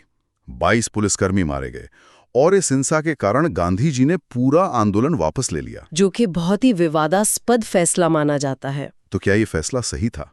देखिए, गांधी जी का तर्क स्पष्ट था। अगर आंदोलन हिंसक हो जाता तो अंग्रेजों को सेना बुलाकर निहत्थे भारतीयों पर गोलियां बरसाने का एक कानूनी बहाना मिल जाता। मतलब जनता को एक बहुत बड़े ब्रिटिश पलटवार से बचाना जरूरी था। बिल्कुल। लेकिन इस निराशा के बीच एक पिवट आया, एक रणनीतिक बदलाव। हाँ, चित्तरंजन दास और मोतीलाल नेहरू ने 1923 में स्वराज पार्टी बनाई। उनकी नई रणनीति बहुत साफ थी। अब सड़क पर नहीं, बल्कि विधान परिषदों के अंदर जाकर, लेजिस्लेटिव काउंसिल्स में जाकर सरकार का विरोध करेंगे। सिस्टम के अंदर घुसकर सिस्टम को जाम करना। एकदम सही, विधायी असहयोग। लेकिन ये लड़ाई थोड़ी धीमी थी। फिर कहानी पहुंचती है 1927 में, साइमन कमीशन। हमारे मास्टर क्लास नोट्स में इसके लिए एक बहुत ही शानदार उदाहरण दिया गया है। हाँ, वो स्कूल वाला उदाहरण। बिल्कुल। कल्पना कीजिए कि स्कूल के नियम बदलने के लिए एक कमेटी बनी है, लेकिन उसमें न कोई छात्र है न कोई शिक्षक। तो क्या ऐसे नियम माने जाएंगे? बिल्कुल नहीं। यही साइमन कमीशन था। वो भारत के संविधान की समीक्षा के लिए आया था, लेकिन उसमें एक भी भारतीय सदस्य नहीं था। एक ऑल वाइट कमीशन। हाँ, और इसीलिए पूरे देश में काले झंडे दिखाए गए और साइमन गो बैक के नारे लगे। और अंग्रेजों के अपमान का जवाब देने के लिए 1928 में नेहरू रिपोर्ट बनी, मोतीलाल नेहरू की अध्यक्षता में। तोड़कर देखें तो डोमिनियन स्टेटस की मांग अब पुरानी हो गई थी। हाँ, मतलब आधी अधूरी आजादी युवा नेताओं को मंजूर नहीं थी। बिल्कुल। इसीलिए 1929 के लाहौर अधिवेशन में, जहां जवाहरलाल नेहरू अध्यक्ष थे, इस मांग को खारिज कर दिया गया। और अब लक्ष्य सिर्फ एक था, पूर्ण स्वराज, कंप्लीट इंडिपेंडेंस। और इसी के तहत 26 जनवरी 1930 को पहला प्रतीकात्मक स्वतंत्रता दिवस मनाया गया। और एक बहुत रोचक तथ्य है कि इसी तारीख को अमर करने के लिए आजादी के बाद हमारा संविधान 26 जनवरी 1950 को लागू हुआ था। बहुत गहरा कनेक्शन है। तो पूर्ण स्वराज का लक्ष्य तो तय हो गया, पर इसे जमीन पर कैसे उतारें? इसके लिए 1930 में सविनय अवज्ञा आंदोलन शुरू हुआ, सिविल डिसोबीडियंस मूवमेंट, जिसकी शुरुआत हुई 12 मार्च 1930 को साबरमती आश्रम से दांडी तक के सफर से, दांडी मार्च, जिसका लक्ष्य था शांतिपूर्वक ब्रिटिश कानूनों को तोड़ना। लेकिन विरोध के लिए नमक कानून ही क्यों, सॉल्ट लॉ ही क्यों चुना गया? क्योंकि नमक जैसी बुनियादी चीज जिसका इस्तेमाल सबसे गरीब इंसान भी करता है, उस पे टैक्स लगाना सबसे बड़ा शोषण था। तो जब गांधी जी ने समुद्र तट पर नमक बनाकर कानून तोड़ा, तो वो सिर्फ एक कानून नहीं टूट रहा था, वो ब्रिटिश आर्थिक ढांचे पर सीधा वार था। और पूरा देश ब्रिटिश कानूनों को शांतिपूर्वक तोड़ने लगा। इसी दबाव में संवैधानिक सुधारों पर चर्चा के लिए लंदन में 3 गोलमेज सम्मेलन हुए, राउंड टेबल कॉन्फ्रेंसेस। और परीक्षा के लिहाज से यहाँ सबसे महत्वपूर्ण हाईलाइट ये है कि महात्मा गांधी ने कांग्रेस की तरफ से केवल दूसरे गोलमेज सम्मेलन में भाग लिया था, 1931 में। और 1932 में एक और बहुत ऐतिहासिक घटना घटी, पूना पैक्ट, डॉक्टर भीमराव अंबेडकर और महात्मा गांधी के बीच। ये समझौता बहुत अहम था। ये दलितों के राजनीतिक प्रतिनिधित्व के मुद्दे पर था। हाँ, क्योंकि ब्रिटिश सरकार ने अलग निर्वाचक मंडल की घोषणा कर दी थी, जिससे समाज बंट सकता था। बिल्कुल। तो काफी वार्ताओं के बाद अलग निर्वाचक मंडल के बजाय आरक्षित सीटों, मतलब रिजर्व्ड सीट्स की ऐतिहासिक व्यवस्था पर सहमति बनी, जिससे वंचित वर्गों को राजनीतिक प्रतिनिधित्व भी मिला और समाज का बंटवारा भी रुक गया। सही बात है। इसके बाद 1935 का भारत सरकार अधिनियम आया, जो ब्रिटिश संसद द्वारा पारित सबसे बड़ा अधिनियम था, जिसमें प्रांतीय स्वायत्तता और संघीय ढांचा शामिल था। लेकिन 1939 में जब द्वितीय विश्व युद्ध शुरू हुआ, तो ब्रिटेन ने बिना किसी भारतीय नेता से पूछे भारत को युद्ध में झोंक दिया। ये तो एक तरह से सीधा धोखा था। एकदम।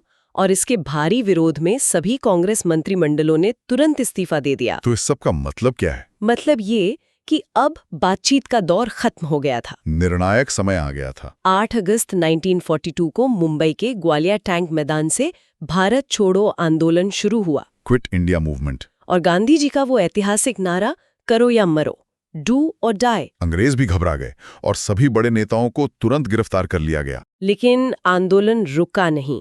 छात्रों और युवाओं ने कमान संभाल ली। और उसी समय भारत के बाहर नेताजी सुभाष चंद्र बोस ने आजाद हिंद फौज का पुनर्गठन किया। उनका नारा था, तुम मुझे खून दो, मैं तुम्हें आजादी दूंगा। और इस सशस्त्र संघर्ष ने ब्रिटिश शासन की और खासकर उनकी सेना की जड़ें हिला दी। उन्हें समझ आ गया कि अब बंदूक के जोर पर राज नहीं किया जा सकता। बिल्कुल। और इसी का परिणाम था कि 1946 में ब्रिटिश सरकार ने सत्ता हस्तांतरण के लिए, ट्रांसफर ऑफ पावर के लिए कैबिनेट मिशन भेजा। पर राजनीतिक गतिरोध के चलते अंततः 1947 में भारत का विभाजन हुआ। भारत और पाकिस्तान 2 देश बने। और भारतीय स्वतंत्रता अधिनियम 1947 के तहत 15 अगस्त 1947 को भारत आजाद हुआ और जवाहरलाल नेहरू पहले प्रधानमंत्री बने। 1919 के रॉलेट एक्ट से लेकर 1947 की आजादी तक की ये पूरी टाइमलाइन सच में बहुत शक्तिशाली है। ये सिर्फ परीक्षा के लिए नहीं है, बल्कि ये समझने के लिए है कि कैसे हर आंदोलन ने एक दूसरे को ताकत दी। बिल्कुल। और चर्चा को समेटते हुए अगर हम एक बात पर गौर करें तो एक बहुत ही गहरा सवाल सामने आता है। वो क्या? हमने देखा कि 1935 का जो भारत सरकार अधिनियम था वो ब्रिटिश दमन का ही हिस्सा था। हमारे नेताओं ने उसका विरोध किया था। हाँ, बिल्कुल किया था। लेकिन सोचने वाली बात यह है कि स्वतंत्रता के बाद दुनिया के सबसे बड़े लोकतांत्रिक संविधान का आधार वही 1935 का संघीय ढांचा कैसे बन गया? अरे हाँ, ये तो बहुत दिलचस्प है। क्या एक शोषक और औपनिवेशिक प्रणाली के भीतर ही स्वतंत्र भारत के प्रशासन के बीच छिपे थे? जिन कानूनों का सड़कों पर विरोध हुआ, आजाद भारत ने उसी के ढांचे को क्यों अपनाया? ये सच में इतिहास को एक बिल्कुल नए नजरिए से देखने पर मजबूर करता है। एक बहुत ही प्रोवोकेटिव विचार है। बिल्कुल। तो श्रोताओं, आप लोग भी इस सवाल पर जरूर विचार कीजिएगा। इस बेहतरीन चर्चा के लिए बहुत बहुत शुक्रिया।